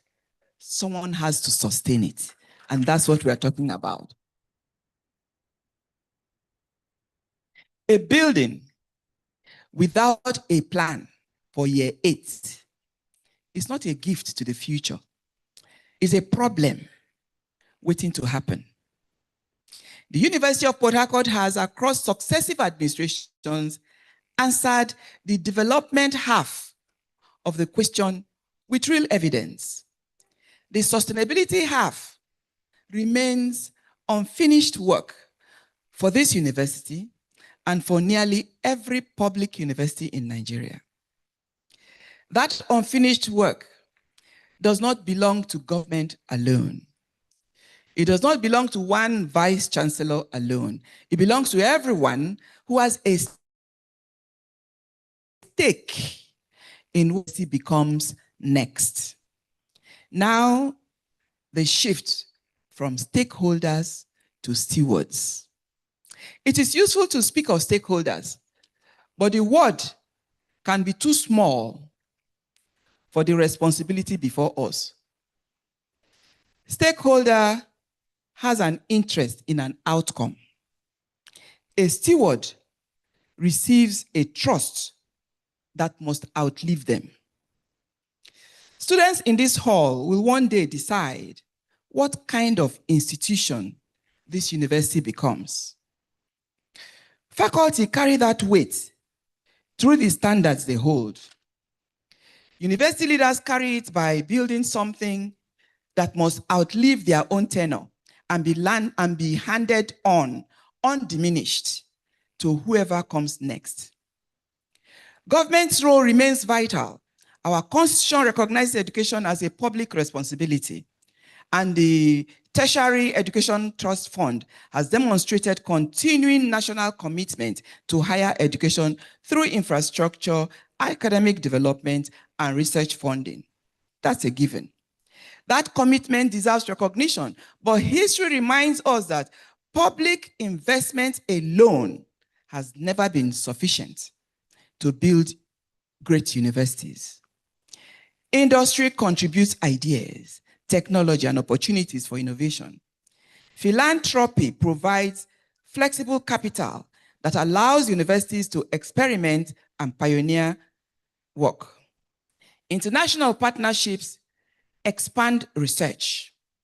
Communities help ensure that universities remain relevant to the societies they serve.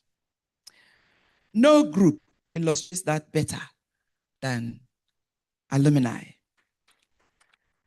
Alumni are the university's emotion. When students graduate, they do not leave the universities behind. They carry it with them. And in that sense, alumni are the university's continuing presence in society. Its standards, knowledge, discipline, reputation, and spirit travel into society through every doctor who serves with compassion, engineer who designs with excellence, every teacher who awakens curiosity, every lawyer who defends justice, every entrepreneur who creates jobs, and every public servant who chooses integrity, and every researcher who solves a problem that once seemed impossible. A little over a year ago, this university's Alumni Association elected a new global president. He was named as Senator Darlington Nwokocha on a platform of reconnect, reinvest, reposition. Reconnecting more than 300,000 graduates worldwide is no small achievement. And it already places the Uniport alumni body among examples of other universities in Nigeria. How effectively this body has performed, I do not know yet. But this lecture has shown what this university can achieve when goodwill is organized rather than merely gathered. The Advancement Center, the scholars sent abroad, the $27 million raised, the ICT Center, and the School of Petroleum Studies were not built on occasional generosity. They were built on structure. Standing funds are stronger than annual appeals. Mentorship pipelines are stronger than one-off visits. Alumni who serve as permanent bridges between the university and the industry that employs its graduates are stronger than speeches. This is the challenge. This is a challenge I put to every Uniport alumnus in this hall, and every alumnus watching from wherever in the world you have carried this university's name. The Alumni Association must be helped to turn reconnection into actual organization, affection into structure, memory, I was a Uniport graduate, into investment, and pride into actual stewardship. I speak as an honorary alumna and as a builder. I am an honorary alumnus or alumna of this university. I didn't sit in these lecture halls as a student, but my family's history here runs deeper than the honor alone suggests. When Dr. Boma Lawson of blessed memory mentioned to my dearly beloved husband, the High Chief Dr. O.B. Lubricks, that there was no health center on this campus, our foundation, the O.B. Lubricks Foundation, which was established funded what became the university's health center in 2015. Monipulo Limited, our company, endowed a chair in petroleum geosciences in 2011. This year, by the grace of God, I responded positively to the VC's appeal to fund 250 scholarships. I say this only to earn the right to make a point. There's a difference between being a donor and being a builder. A donor gives when asked.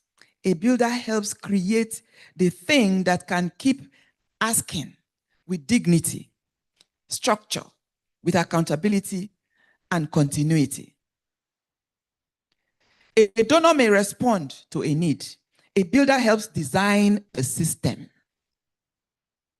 You have given scholarship. May it be a continuing one.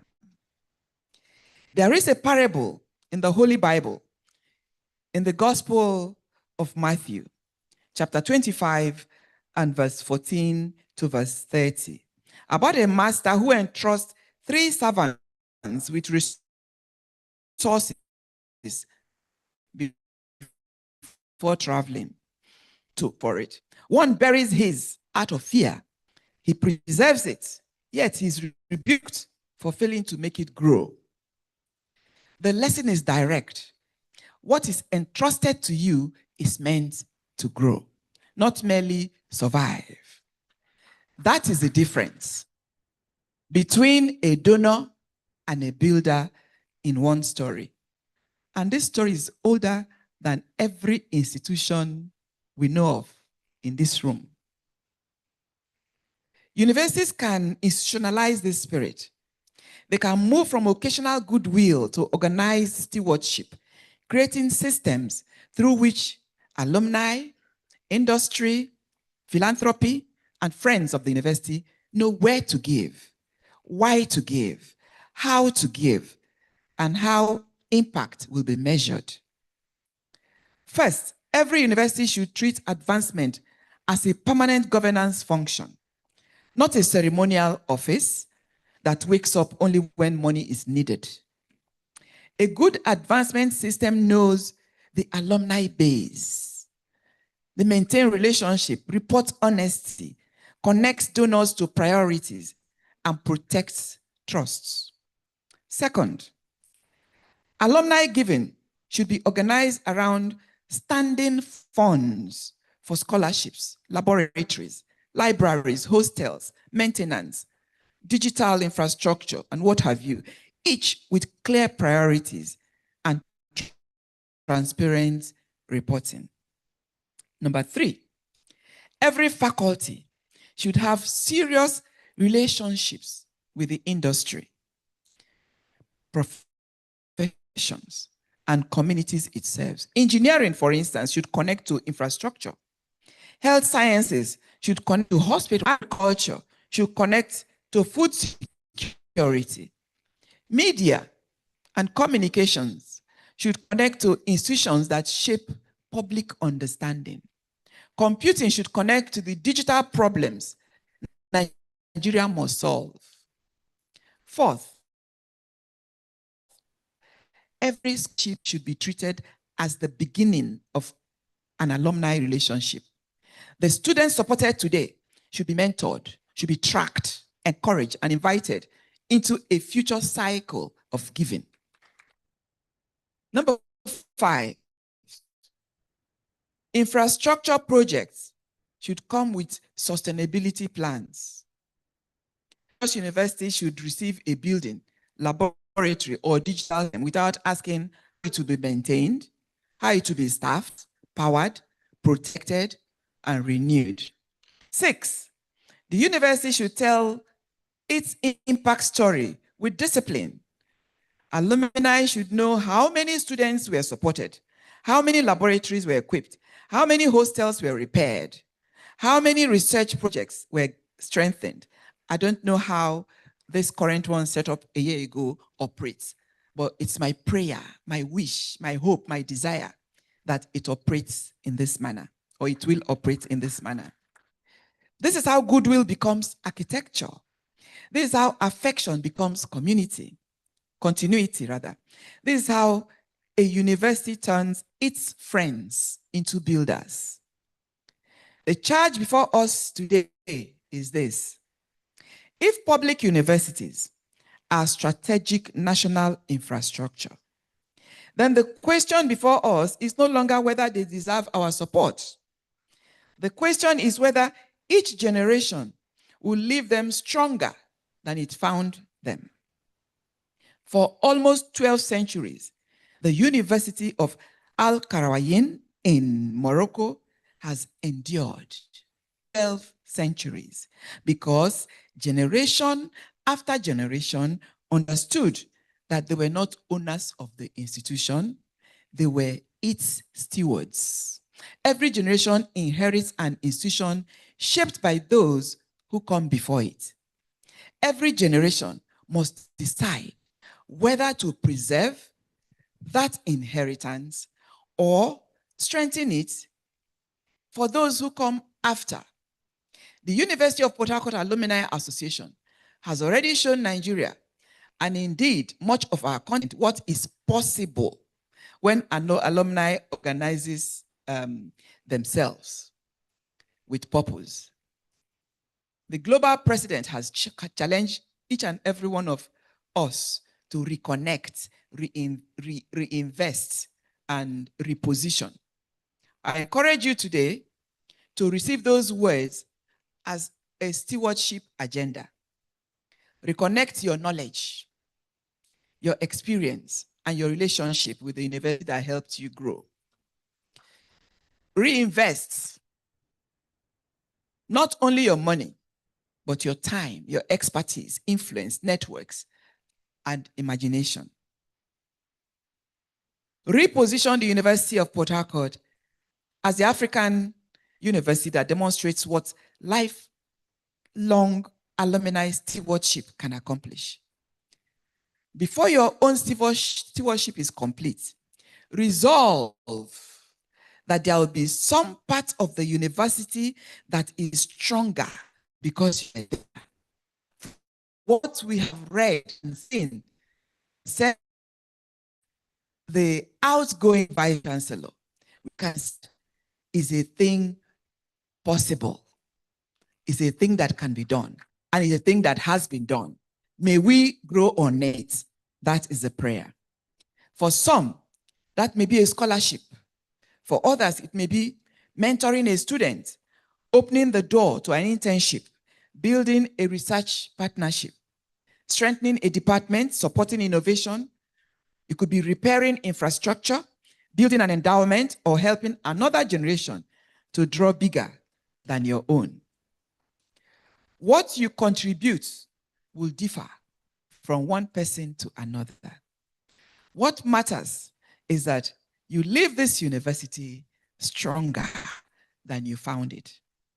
That is how institutions endure, how nations are built, and how stewardship becomes legacy. Thank you, ladies and gentlemen. May God bless the University of Port Harcourt. Another big round of applause for this wonderful woman. I am talking about Dr. Senye Obi Lulu Briggs, a prominent Nigerian industrialist, philanthropist, and a corporate leader. Thank you very much, ma'am. Thank you. Always cheerful, loving, supportive, hardworking, very intelligent, gentle, and very generous. Thank you very much. Another big round of applause. Thank you, thank you, thank you. We deeply appreciate. Let me use this very special opportunity to introduce some of our principal officers who are here today. Respectfully, let me recognize the Deputy Vice Chancellor, Deputy Vice Chancellor, Administration and Advancement, Professor Chukwudi Onyaso. Thank you very much, sir. In our midst today, I respectfully introduce the Registrar and Secretary to the Governing Council of the University, Dr. Gloria Chinda. Let me also welcome the University Librarian, Professor Helen Emarcialo. Thank you very much. Thank you. Those are our bosses. Thank you very much for gracing this occasion with your presence. Now, the next item here is very, very important.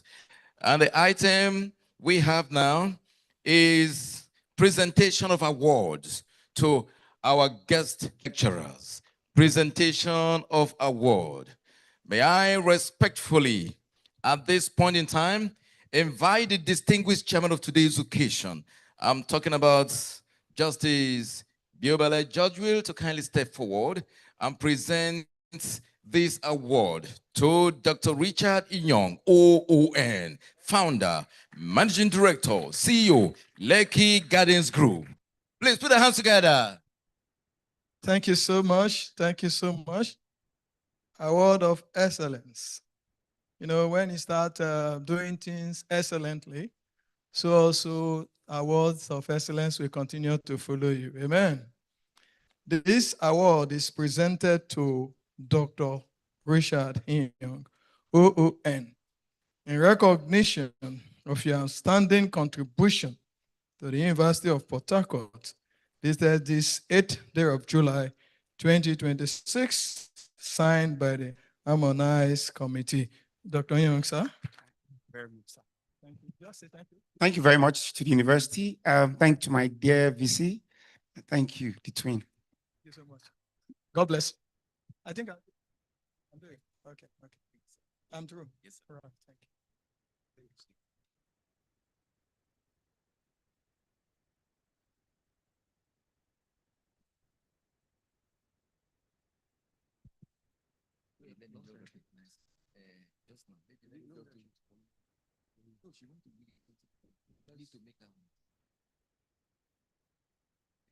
She just stepped out.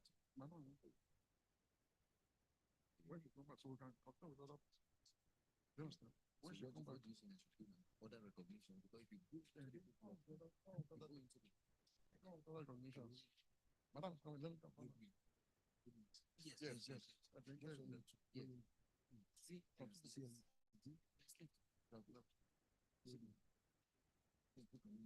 Let me go and get them. I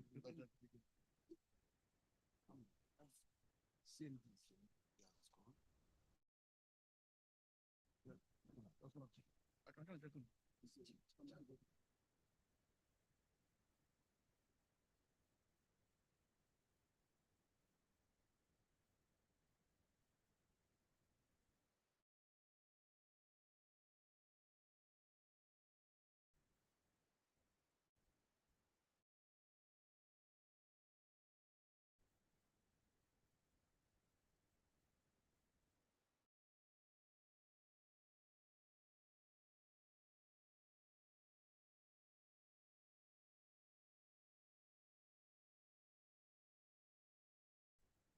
Apologize for chairman. I'm going to now, I'll tell you what he has given me to do. Thank you very much. Thank you very much. Let me also very respectfully at this point in time inform us that we're going to take about 2 goodwill messages, and that will enable us to effect the next item. And respectfully, we have a man of honor, integrity, and academics in our midst, the 7th Vice Chancellor. We give him some minutes for a goodwill message. He is a reservoir of knowledge. Put your hands together, Professor Joseph Atubokiki Ajenka, Emeritus Professor. Thank you, sir. Thank you. Distinguished ladies and gentlemen, the goodwill message I wrote is already published on page 11 of the program. I would not like to belabor you with it. But from the 2 lectures we had received, I want to appeal to us who are lecturers to begin to take our responsibility very seriously. when the first speaker, Dr. Young, was speaking, it made me, it came from the Department of Economics. And that department also produced Alex Oti, I think. Yes. Now, these two gentlemen have done so much for this university. I think that was the department of Claude Ake, right? Not Claude Ake. Okay. So what it showed is that they enjoyed their period as students. They were well treated. And so all of us who are lecturers have an abiding responsibility to treat our students very well, because they will be the alumni that will develop the university. And I'm glad that the DVC Administration and Advancement, Professor Nyaso, was listening very carefully.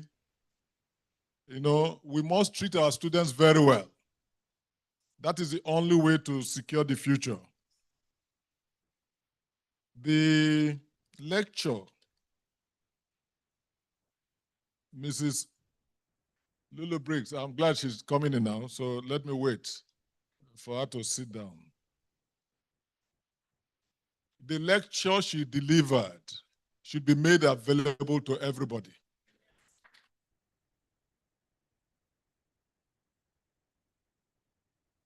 I've always known about the oldest university in the world, the one in Morocco. But the connection she made about how that university has survived many centuries is something very important. A university established by a lady, sustained for these centuries through endowment, through the support of alumni and so on, is something which I'd never thought of before. So that connection she made in the way that university has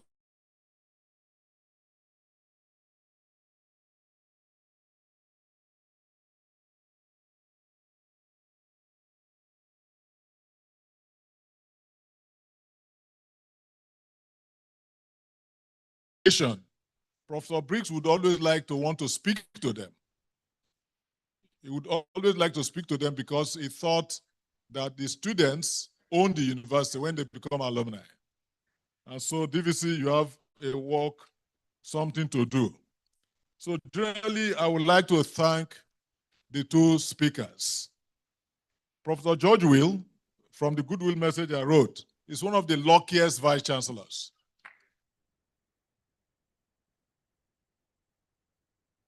He never had crisis with students. He never had crisis with the unions. He never had crisis with community.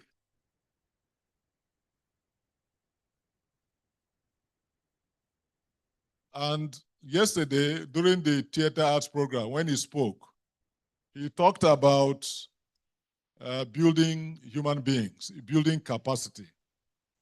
You know, when I was vice chancellor, just like the World Cup, I don't think it was a World Cup, there was power failure. Students destroyed so many things.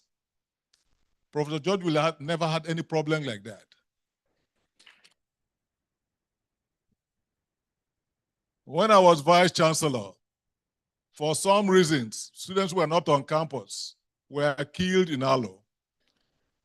4 students, 2 of them, of those students were from my community.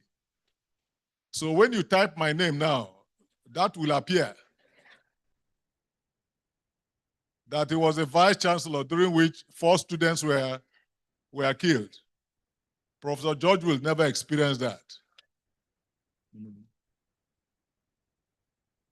The scholarship scheme he established, I think it's one of the very notable things I would like to recommend to any vice chancellor. You know, we must pay attention to continue to increase the scholarship scheme. And the new vice chancellor, read that page very well. Every vice chancellor goes through an experience, but one of us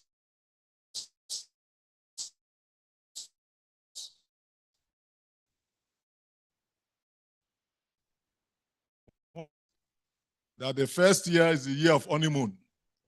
Then gradually, things will begin to turn. The last year is the year of petitions. People write petitions against you and so on. But Professor George Will is so happy, and we're happy for him, that he's ending his tenure without crisis. He's ending his tenure with so much joy. That is how it should be. In the University of Bafokeng Awolowo University, the vice chancellors have known that the last year is very important. Some vice chancellors were almost killed in the last year. So we thank the Almighty for this very remarkable tenure. We thank our speakers for what they have done. In fact, it is something that the university should continue to ride on. Thank you very much. Thank you very much. Another big round of applause. I want to say that those of us who have been very close to the Knight Vice Chancellor, we understand he's very kind and very nice. I'm not just saying that. Very nice. And he buys biscuit a lot for the students. He will go to class and buy biscuit and they will enjoy. And how can you plan evil against someone who loves you? So it was difficult, very, very difficult, very kind and very nice. In fact, I will tell you a story, but not now. Thank you very much. Let me very specially, respectfully, at this point in time, inform us that we have the next award for our second speaker. And may I respectfully invite the 10th Vice Chancellor to kindly step forward for the presentation of this wonderful award to Dr. Mrs. Sienye Obi Lulu Briggs, Chairman and CEO, Monipolo Limited.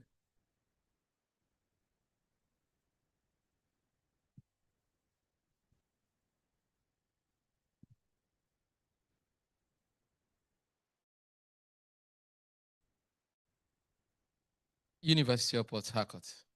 Award of Excellence presented to Dr. Mrs. Sienye Obi Lulu Briggs, FLOD, in recognition of your outstanding contributions to the University of Port Harcourt. Dated this day, the 8th day of July, 2026. Signed, Harmonized Committee.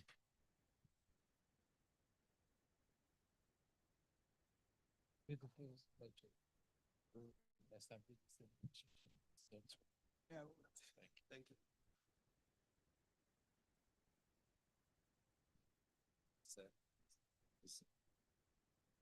Please, another big round of applause. Thank you. Thank you very much. The 7th Vice Chancellor spoke very well on behalf of former Vice Chancellors.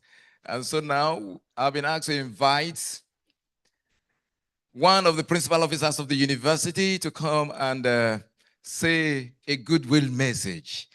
And I've been asked to respectfully invite the DVC Administration and Advancement, Professor Chukwudi Onyanso, to kindly come forward and give the goodwill message on behalf of the principal officers of the university. Please put your hands together for him.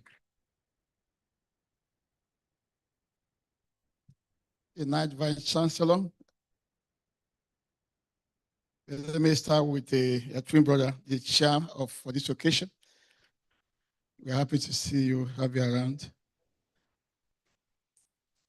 The 7th Vice Chancellor, Emeritus Professor Joseph Ajenka, and the wife, our very important strategic stakeholders, and our lecturers for today. You can see that the whole university is glad. We cannot forget you in a hurry. Please, another round of applause for these very important stakeholders of University of Port Harcourt. Thank you so much. Let me recognize the 10th Vice Chancellor. Let me recognize the wife of our outgoing, the celebrant of today, because he's celebrating with the wife. A round of applause for them. I want to sincerely appreciate the wife of Professor Emeritus Professor Jenka. I'm glad to have her on the high table, and everybody on the high table. Please, can you appreciate them? Our very distinguished guests. I want to thank all of you for being here today. I'm not giving a vote of thanks, but I must say that on behalf of the council, the management, the Senate, the staff and students of this university, we are glad to have you in our midst today. Thank you very much for coming. On behalf of the principal officers, I'm talking about myself, the DVC account, DVC around the registrar, the bossa, the librarian. We want to wish the 10th, the golden and digital vice chancellor, the ninth vice chancellor of this university, a good, not farewell. We want to say thank you for finding us worthy to work with you. And thank you for the nice time I've had with you. And thank you for encouraging these strategic stakeholders who are here today with us. I made a comment some time ago when we are giving this, one of the scholarship schemes to the students. I made this statement and I want to repeat. Some people desire to have somebody to support them when they are in the university. They never had one. But many of you, many of our students, because of the gesture of the ninth vice chancellor, and because of the friendship, he initiated, they cultivated with these strategic stakeholders, they are giving so generously. And it's not easy to give out scholarship for 250 people and much more. I want us as a gathering, if we don't mind, to please stand and appreciate these our strategic stakeholders, especially two of them that are here. They have done so much. Can we just stand and give them an ovation? Thank you so much. We appreciate you. We deeply appreciate you. We don't take it for granted. You could have done something else with your money, but you decided to partner with us. We're grateful. We appreciate you. Thank you so much. I believe all of us heard and believe that our 10th vice chancellor is coming in loaded. By the grace of God, he's taking the university to the next level. I can assure you that he's prepared by the grace of God to take the university to the next level. Just as the speaker said, the ninth vice chancellor have done his own. He's going to lead the university stronger than he met it. And the 10th vice chancellor is going to take this university to a higher realm, stronger than the ninth vice chancellor is leaving it by 13th of this month. Therefore, I want to wish him well. The ninth vice chancellor, and pray that God will continue to sustain him. This will not be the last. Yesterday, he told us officially he's 61, and he still has 9 years to spend in the university. We wish him the best. We pray that the 9 years remaining, he's 61, he has 9 years. Okay, yes, okay. He's 61, but officially informing the university, because you might be guessing. But that, I don't mean that's official age. I didn't use official age. I know I'm dealing with a legal man. I didn't say official age. I said he informed us officially. So I'm correct. Not official age.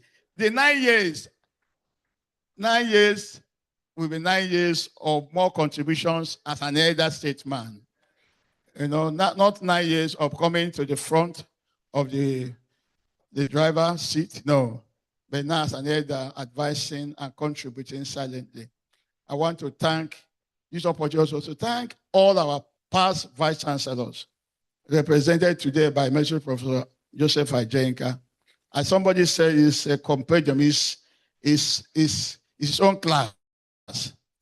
And I pray that we'll continue to tap from the wealth of his experience.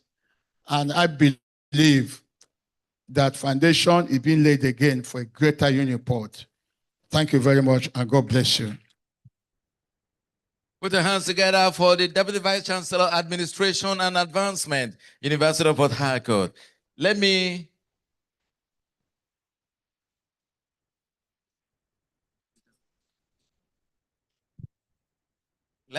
invite Professor Etela to kindly step forward for the introduction of the next item, which is item number 9. We are almost done. Please put your hands together for Professor Etela, a professor at the Faculty of Agriculture.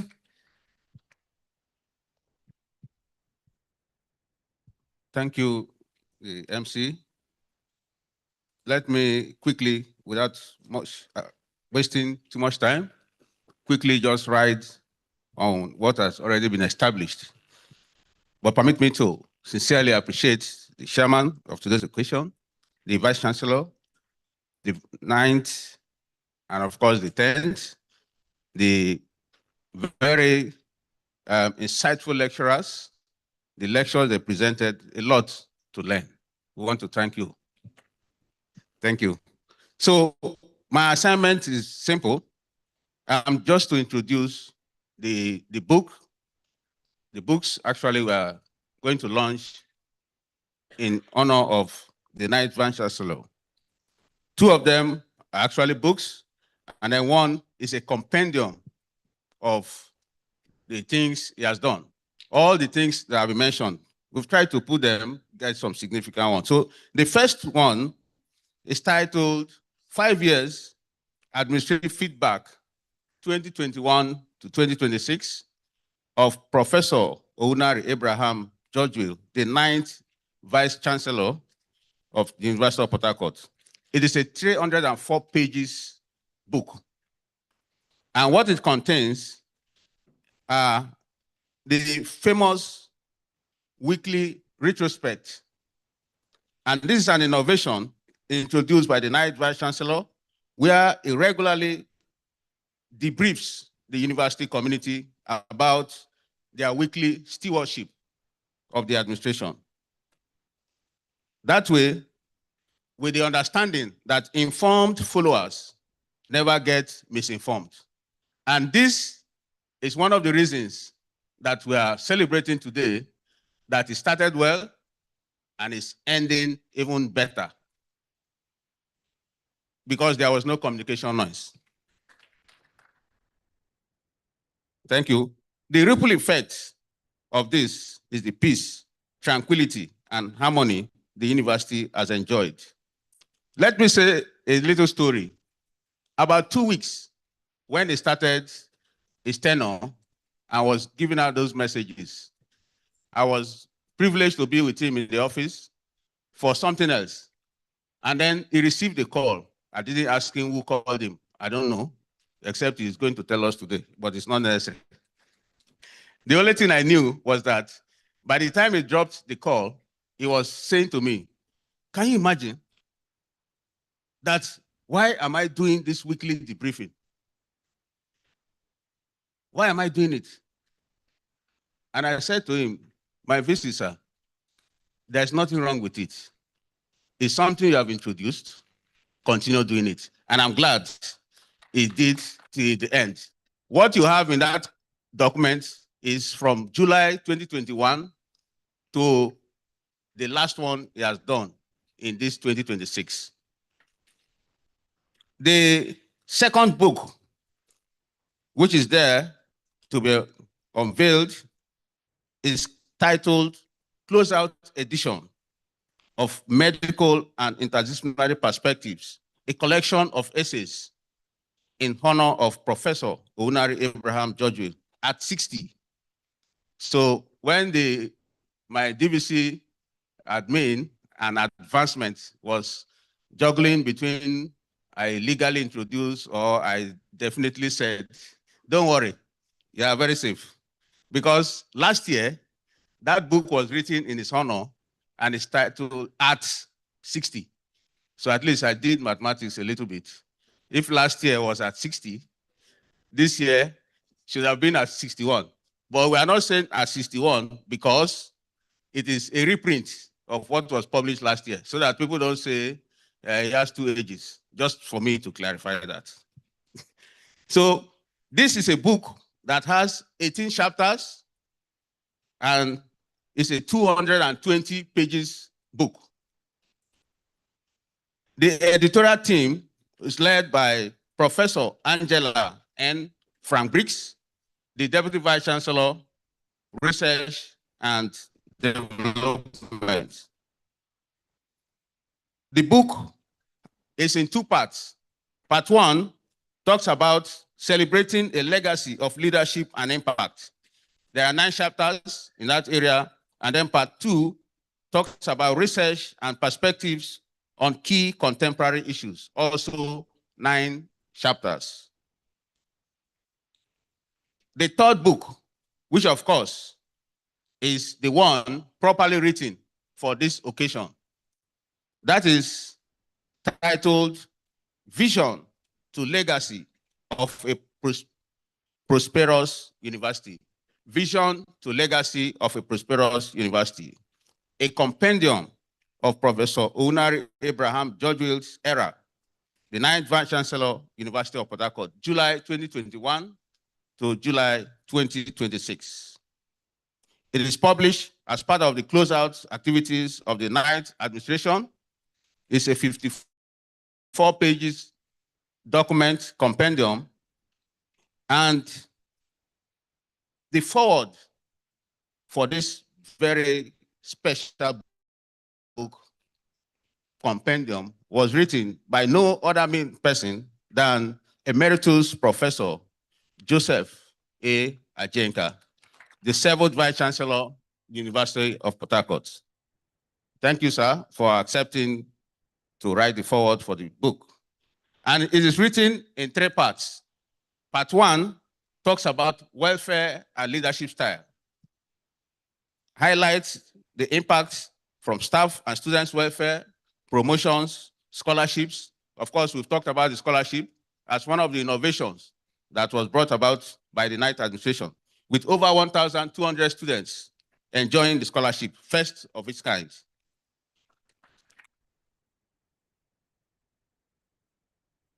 It also captures the personal philanthropy gesture by the Vice Chancellor. I know the PRO has consistently talked about biscuits. The Vice Chancellor provides not only to students, to staff, many, to staff and all others, from paying medical bills, from paying for personal scholarship, from helping people to solve their personal matter. He does that. We are talking of host community relationship. So that particular session also talks about host community relationship, mentorship beyond the University of Port Harcourt.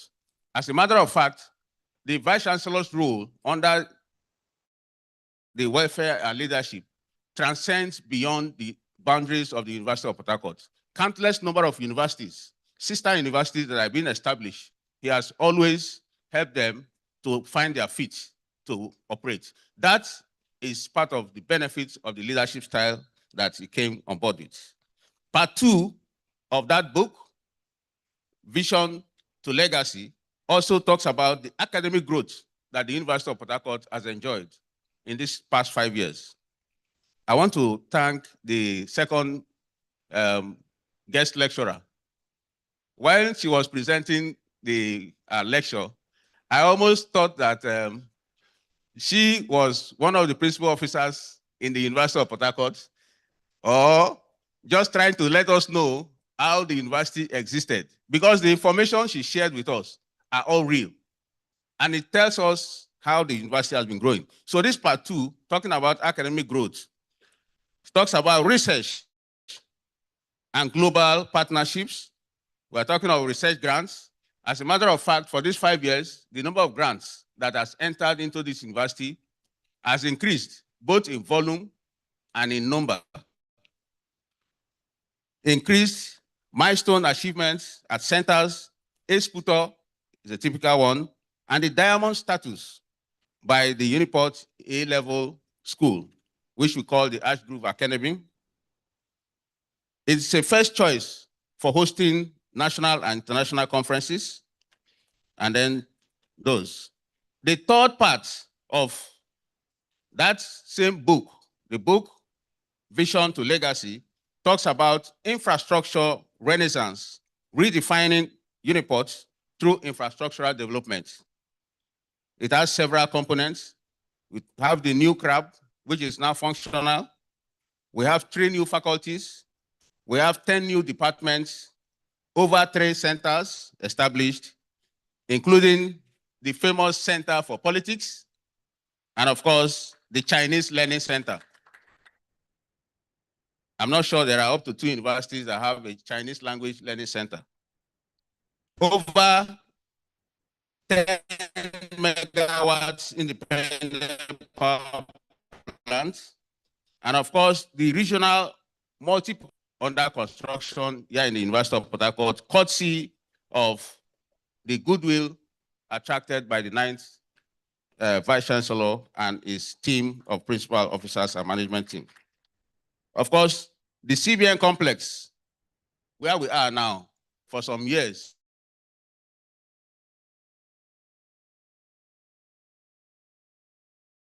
and coming with it was the excellent Julie Rose and Hotels,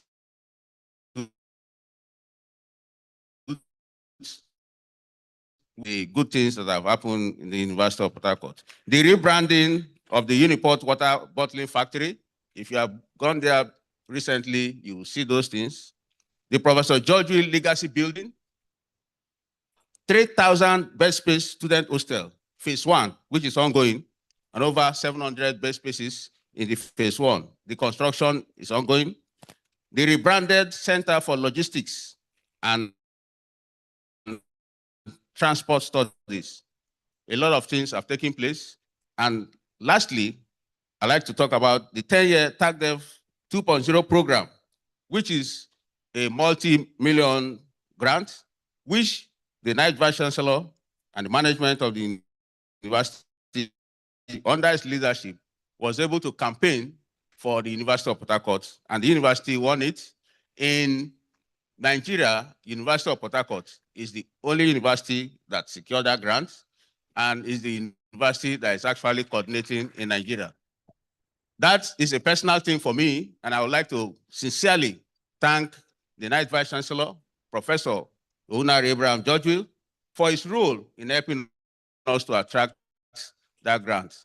To call him something that I used to send to him through private text, but I'll say it today, sir. Permit me. Because I hold the mic.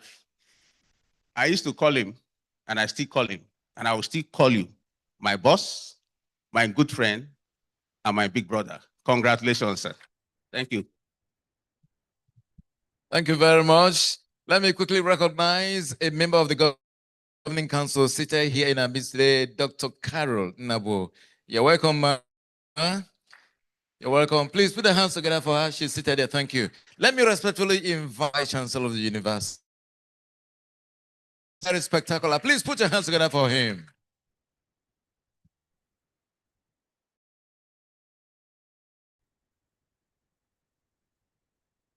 The chairman of the occasion, my beloved twin brother, the 10th Vice Chancellor, my classmate.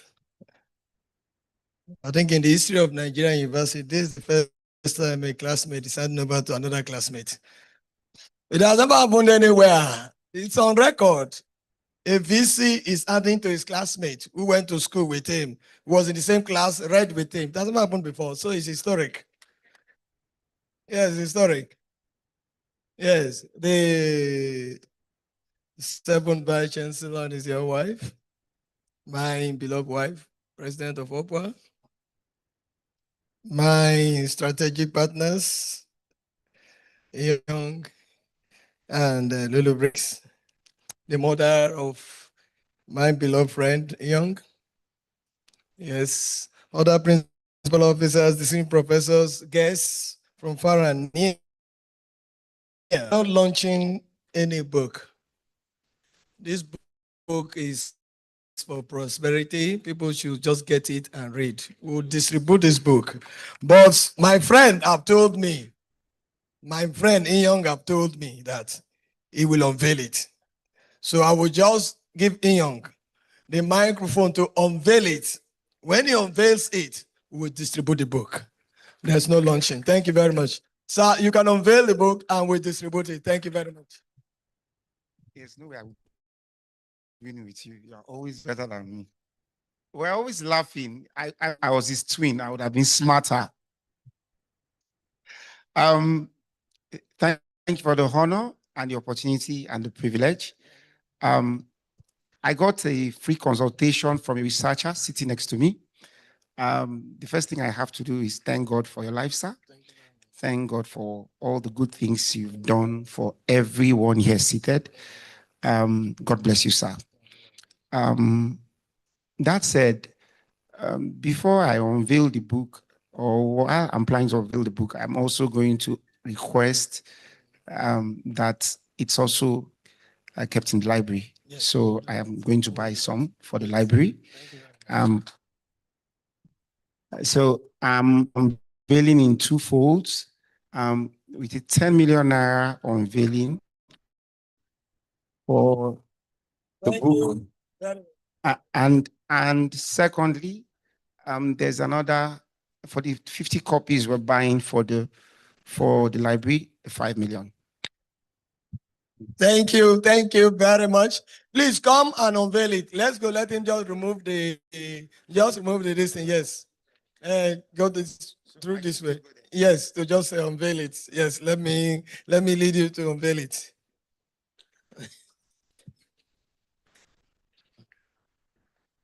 Okay.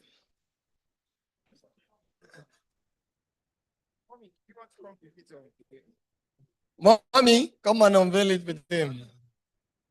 No, just to remove this. The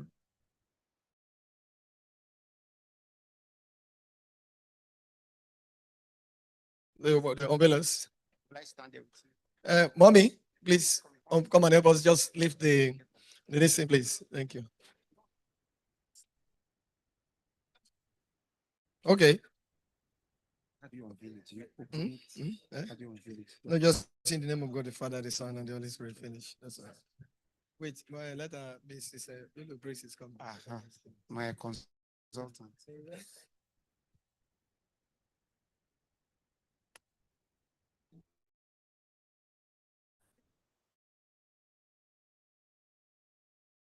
Can't push you. What do I do? I stand you. Mommy, Bricks, come now. Come here now. Little Bricks. Last, mommy, come. Somebody has to stand on that side. Christy. Someone stand with Auntie Little Bricks. No, man. That's mine. We're opening, we're unveiling it together. All right. So, in the name of the Father, are you ready? Come here. Yeah. Come front. Don't hide. What do you want to do?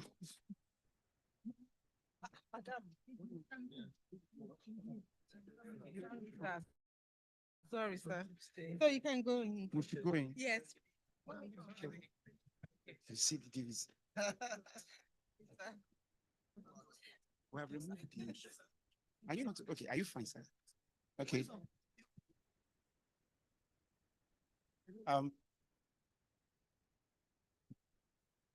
Okay.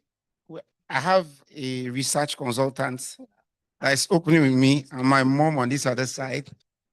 We're going to unveil the book after saying the name of the Father, the Son, and of the Holy Spirit. Thank you very much, sir. Thank you. I mean, what do we do? Do we pick one? Okay. Thank you very much. There are some pictures. That is, I give you us. Yes.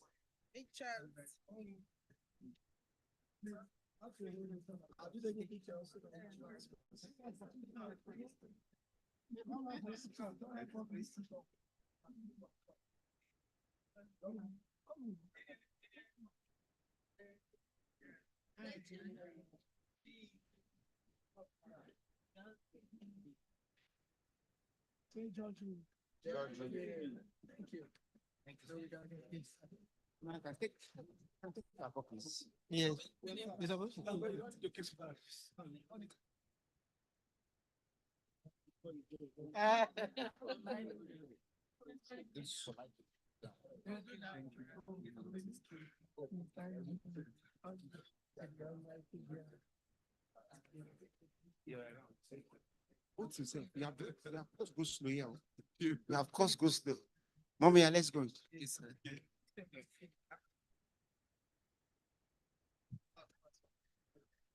Thank you very much. While you are there at the table, I'm sure you would see one book, first of many. Mr. Chairman, sir, Vice Chancellors, permit me to tell you a bit about the book. It has been distributed around the hall. It's a book, first of many, that talks about carrying responsibilities, not because you sought it, but because destiny placed it in your hands first. First of many is a book written by our own distinguished professor of pharmacology, Professor Udeme Owunari Judgewill. Her impact reverberates across generations and institutions. She is the first professor from the MBBS class of 1995 to give an inaugural lecture, the first in the history of the University Demonstration Primary School and the University Demonstration Secondary School to do so, and the first professor of pharmacology from Ikot Ayan Ediene. First of Many is not a book for people who want to be told that leadership is simple. It is a profound, beautifully told narratives for leaders who navigate multiple institutional roles, academics who think deeply, and anyone who has ever stood at the helm of history and wondered quietly if they were equal to the weight of being the first. First of many. Professor Udeme Owunari Judgewill. Congratulations. Everybody has a copy. Thank you, VC, sir. Thank you. Thank you very much, everyone. We are now on item number 11. And there is response by Professor Owunari Abraham Judgewill. Please, can we go and have our seats? At the end, we are going to tell you how to distribute the book. Can you please go back? Please go back. It's okay.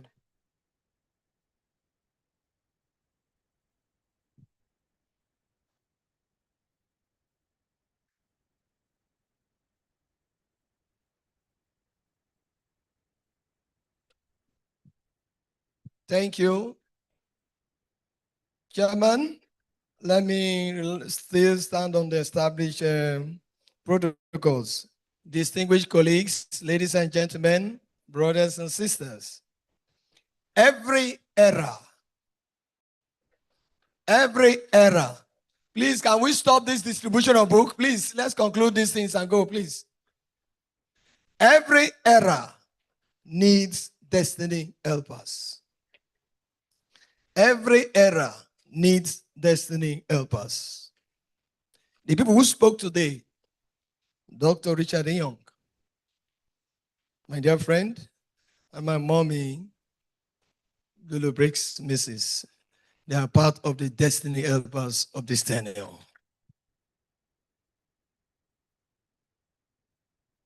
Let me just talk significantly how important it is. When I came to office in 2021, and we elected new deputy vice chancellors, the registrar was new, I was new, everybody was new. University had no money to buy official cars for them. But to God be the glory, destiny helpers. They came. 5 new Camry, model of the 2021 when we came to office. 5. Bought, transported from Lagos to the VC's lodge to be distributed to the vice chancellor and the principal officers. It is not easy. That's helped me to start this leadership I'm talking about. It helped me. Because you can imagine having principal officers who have no new cars. And if the principal officer was not occupying any position before, it means we'll have no car. He'll be using his own car to be doing principal officer. when we got those cars and they arrived Uniport, and the next day, the police officer took them to Senate building, and people saw those cars. They came and said, VC, this tenure has really started. So every era needs destiny helpers. We cannot play with destiny helpers. You can't do it alone. So much money is needed to run universities. But where is the money? We need destiny helpers. And so today, I'm just showcasing two of them. There are so many. But these two stand out, and I'm showcasing them. Thank you very much. Mommy, thank you. Now, what's the secret of the scholarship, the success? I will say it. The secret of the success of the scholarship is truth. Truth. What do I mean by truth? I go to people and I tell them, it will take you just 100,000 naira to sponsor a child for 1 year. I didn't go to tell them it will take you 10 million, 50 million, 30 million. 100,000 naira to sponsor a child. We will take our fees. When I started, it was 45,000. We will take our 45,000. We will give the child 55,000. Now, the number you will sponsor is entirely dependent on you. So I didn't come with you with a demand for 30 million, 40 million that will discourage anybody. Just 100,000 for one child. They are the ones who said, VC, I can do for 100. VC, I can do for 200. VC, I can do for 250. And then when we multiply, it comes to maybe 10 million, 15 million, whatever the case may be. But what I presented was 100,000 naira for 1 year for a child. In fact, I did it in a way that those who can afford even only 10 children, I say train. Train 10 children. If you can pay 1 million to train 10 children, please do it. You have done something. And so people started keen to it. Those who don't have plenty will get 5, get 10, get 15. But by and large, people are being trained. So truth, I didn't go to tell them fantastic figure of what it takes to train somebody. I told them the truth. 100,000 naira per year, you can train a child. And that's why we succeeded the way that scholarship went. I decided to reveal this secret just for VC10. It's because of VC10 I revealed this secret. Because if I didn't reveal it, and if he had gone to his friends to see it will cost million, they will not come home.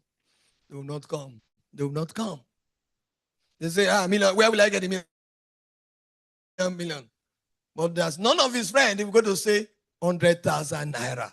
And the friends will not begin to come to say, please, let me train. VC10. That's it. That information is for VC10. Then, I am a fan of Chelsea Football Club. Because the sky is blue, win or lose. But the slogan I like does not belong to Chelsea Football Club. It belongs to Liverpool Football Club. You will never walk alone. You will never walk alone. When I came to this office, all of you promised me that I will not walk alone. And 5 years down the line, I want to thank you that you never left me to walk alone. You didn't leave me to walk alone at all. You all walked with me. Together we walked from 2021 till today, 2026. Having said that, let me conclude. The day is far spent so that we can go. I am fulfilled as a Vice Chancellor because God brought all of you to work with me. And today, I'm leaving the University of Port Harcourt better than how I met it.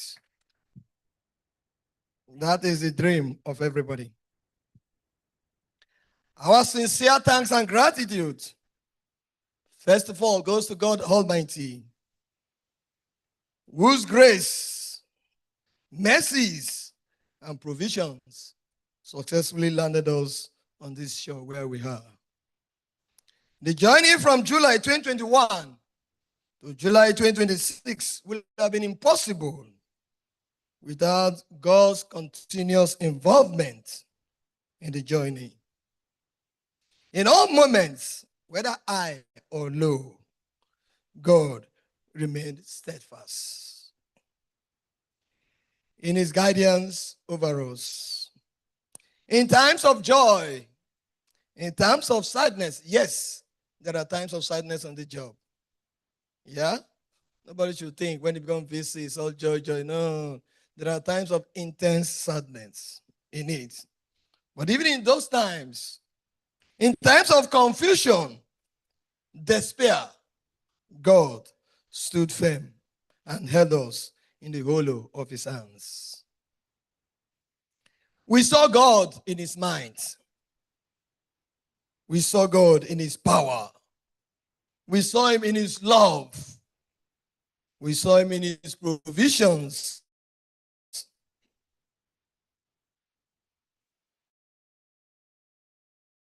In his guidance. Things we thought were impossible, God made them possible. All we saw in 5 years was grace. Great grace was what we saw. When our efforts were exhausted, God took over. It is therefore fit and proper for me to place on record here that it's all about God. God, who is God all by himself. For the infrastructural growth we witnessed between July 2021 and July 2026, we say, thank you, God. For good governance, we say, thank you, God.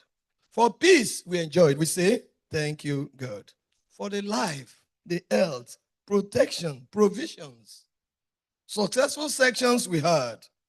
For our students, our staff, for the welfare of everyone in this University of Port Harcourt, for the collaborations, for the strategic partners God brought our way, for our families, for our friends, for the good counsels we had, for the entire staff of this university and students, we say thank you, Lord. For everything,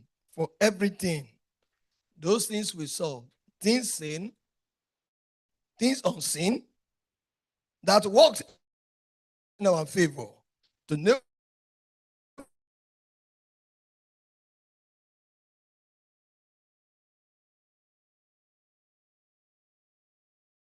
God.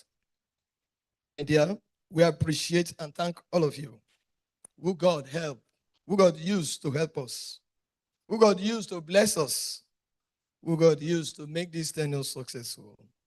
The human is journey successful.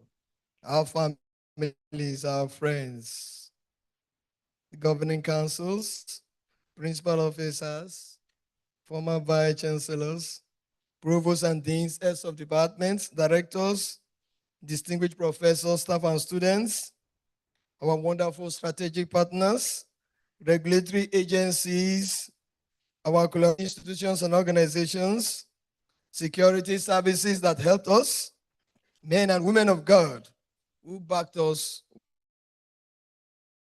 with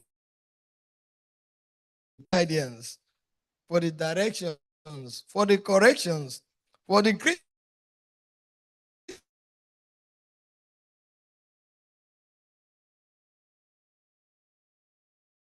we say thank you to all of you. We enjoyed every moment of the work with you all. We remain very grateful to you all for your continuance, for your commitment, your dedication to the ideals of a prosperous University of Port Harcourt. To the closeout harmonized committee, the whole idea of this 1 week was yours. I had planned to just hand over on July 13 and just walk away. But you came to me to say, VC, you won't walk away like that. We will celebrate you. I thank the harmonizing committee, this committee, for this wonderful work you have done. I do not know how to really thank you, but I know that God will bless all of you for putting all these things together. My prayer is that you all also will be celebrated in your own times and seasons. I appreciate everyone seated here, those who are not even here, the council, and everyone for the various roles that you have played. Roles that have contributed significantly to the Uniport of today. I cherish the joys, the pains, the successes we all shared together. My dear, I will like to pray seriously for the extension of this same gesture, love and kindness to my successor, Professor Chike, Prince Chike, the 10th Vice Chancellor of this unique University of Port Harcourt, my classmates, my reading mates from year 1 to graduation. I remember the times he tells me to come and wake him up when he goes to sleep, and I go to wake him up to come back to the classroom to read. I remember the times he comes to wake me up when I go to sleep. I say, Owus, book never finish, you come and read. Yes, that was the way we grew up, myself and him. Today marks the end of the Georgeville era in an event like this, in this unique University of Port Harcourt. 2 Timothy 4:7. I have fought the good fight. I have finished the race. I have kept the faith.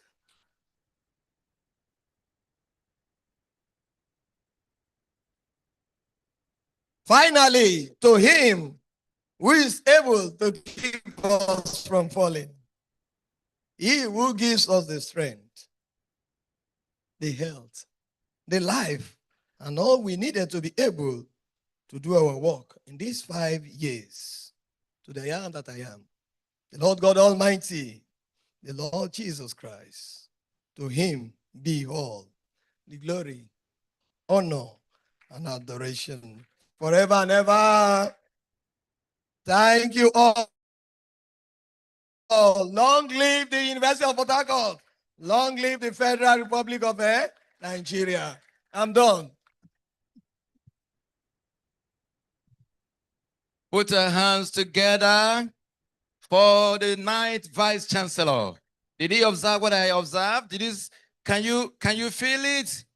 At a point, he wasn't talking as a VC, he was talking as Professor Honorary Abraham Georgeville. His voice was laden with emotion. And you can see that we are going to miss him, we are going to miss him, we are going to miss him. But sir, please be reminded though, that you've not handed over. You are still our VC. Put your hands together for the Vice Chancellor. Thank you very much. You can have your seat. Thank you very much. Anything that has a beginning must have an end. We started out today on a very bright and beautiful note, and to the glory of God, we have come to the end of this very beautiful programs. On this note, I invite the chairman of the Harmonized Planning Committee, Professor Origi Boniface Aleruchi, to kindly come forward for the vote of thanks. Please remain seated. Thank you. Thank you, PRO. Yeah, I said thank you. I'm thanking you. I know the PRO. You know, when I'm introduced in an occasion like this, I want people to put engineer. Yes, I am Professor Engineer Origi Aleruchi Boniface. I am a professor of petroleum and gas engineering. That's just on a lighter mood, but I like that title, engineering. I don't want to miss it. Thank you. You see, when the VC spoke, he has already concluded, wrapped up, even the vote of thanks. But because there is no way you can quantify thanks to good work, this is why I have to say one or two things. If not, I would have said he has already done the vote of thanks. Thank you, VC, sir. I think in just very few minutes, I will go away from here. First, I think we need to thank the Almighty God. Today, we didn't know, even the harmonized committee, that it's going to come out like this. And like I want to repeat again, the Vice Chancellor, the ninth Vice Chancellor, is not privy to all this. I want to repeat, is packaged by committee of friends and well-wishers, so that the news will be very, very clear. This is not a university affair. This is just committee of friends and well-wishers, so that it will be very straight. Thank you, sir. On a very quick section, I want to thank the chairman of this occasion, Dr. Richard Young.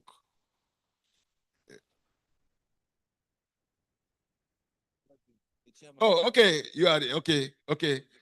Okay, Biobele George is the chairman of the occasion. Please, your pardon me. The chairman, we want to thank you so much for coming. I know that it wasn't easy for you to come here, and we didn't give you a very long notice because we wanted to take everybody by surprise, and we took you by surprise. Thank you for honoring us. Thank you, sir. Yes, thank you. It was good one. The Vice Chancellor, sir, that is VC9. We want to specially thank you. It's possible we will wrap up all this because we didn't tell you or pre-informed you, and we don't hear that the VC has traveled or is not around, because in his usual way, he will just wrap up and go. For staying back, we want to say thank you, sir. So VC10, sir, we want to assure you that we are here for you. Georgie has raised the bar, and I know you are going to raise it higher. We are here to, yes. We are here to work with you. We are on ground. So there is nothing to worry about. We will ensure that hand of fellowship we gave to Professor Georgie, we are going to give to you even more. Thank you, sir. To the principal officers of this university, please, I want to say very special thank you to all of you for coming. Today, I heard there was AMPC, and you tried to wrap up and still came to grace this occasion. I want to say thank you.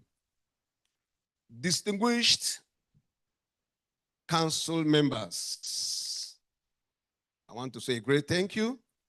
From the planning of this, we wrote to you just to come and grace the occasion.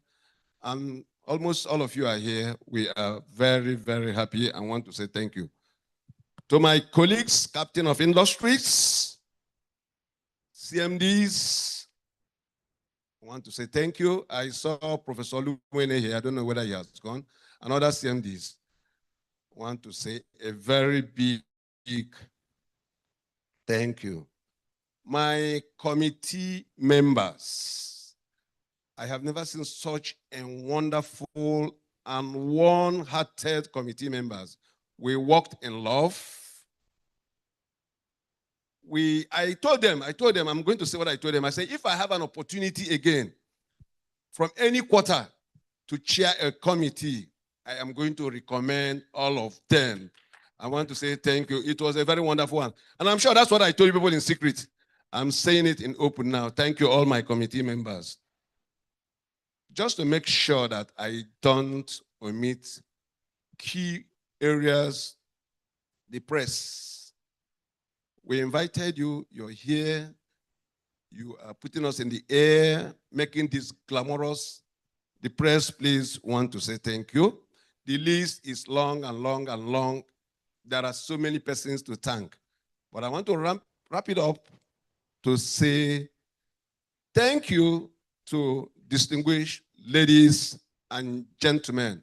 Thank you to everyone seated here, and thank you. Put our hands together for the chairman of the Harmonized Planning Committee for the close-up out activities of the time for the closing prayer. May I respectfully, at this point in time, invite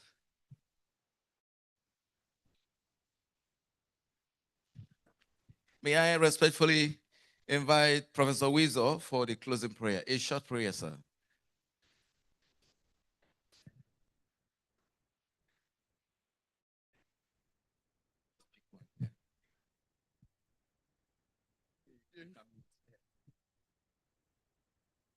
Can we be on our feet, please? Let us pray. Our Father and our God, we want to thank you again. We want to appreciate you for how far you have led us.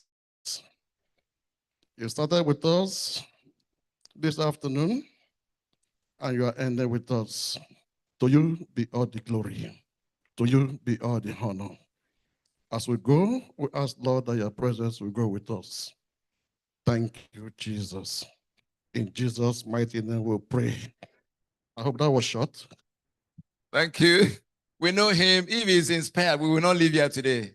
So I had to beg him to make it shorter. The university anthem and the national anthem. Student, please hold on. Please don't go anywhere. Let us close officially. University anthem, please. On the screen. Beam it on the screen.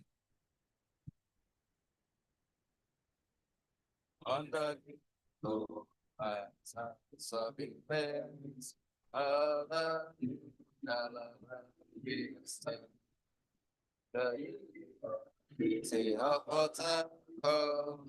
a citadel of education, a home of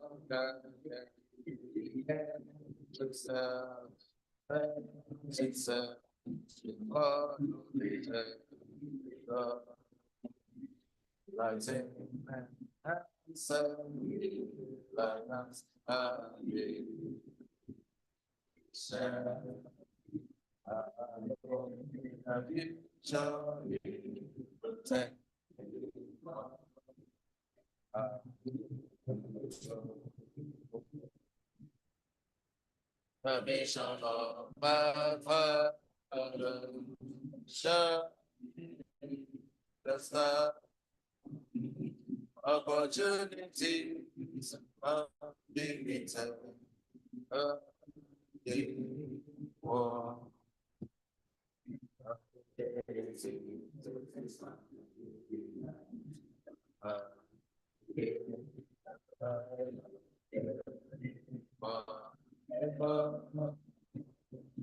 Your name, your name, your name, your name, your name, your name, your name, your name, your name, your name, your name, your name, your name, your name, your name.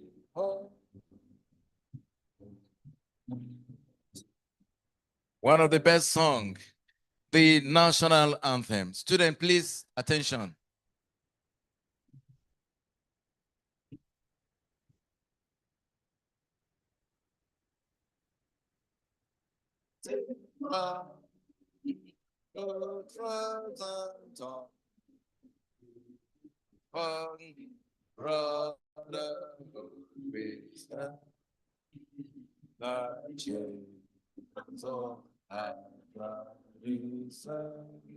Sovereign Thank you very much. Please remain wherever you are. We take one stanza. You only sing the three when the commander of the armed forces is there. I'm talking about the president of the country. So it's only one we take. Give us instrumental music. We are going to take group photographs. Then please, organizers, we want copies of the books for the high table, please. We want enough for them, enough, all the books together. We shall go to the red carpet for a group photograph. We are going for, please hold on, after the group photograph before any interview. Thank you. Please, students, allow our guests to pass. Don't drag. Allow our guests. Thank you. Thank you very much.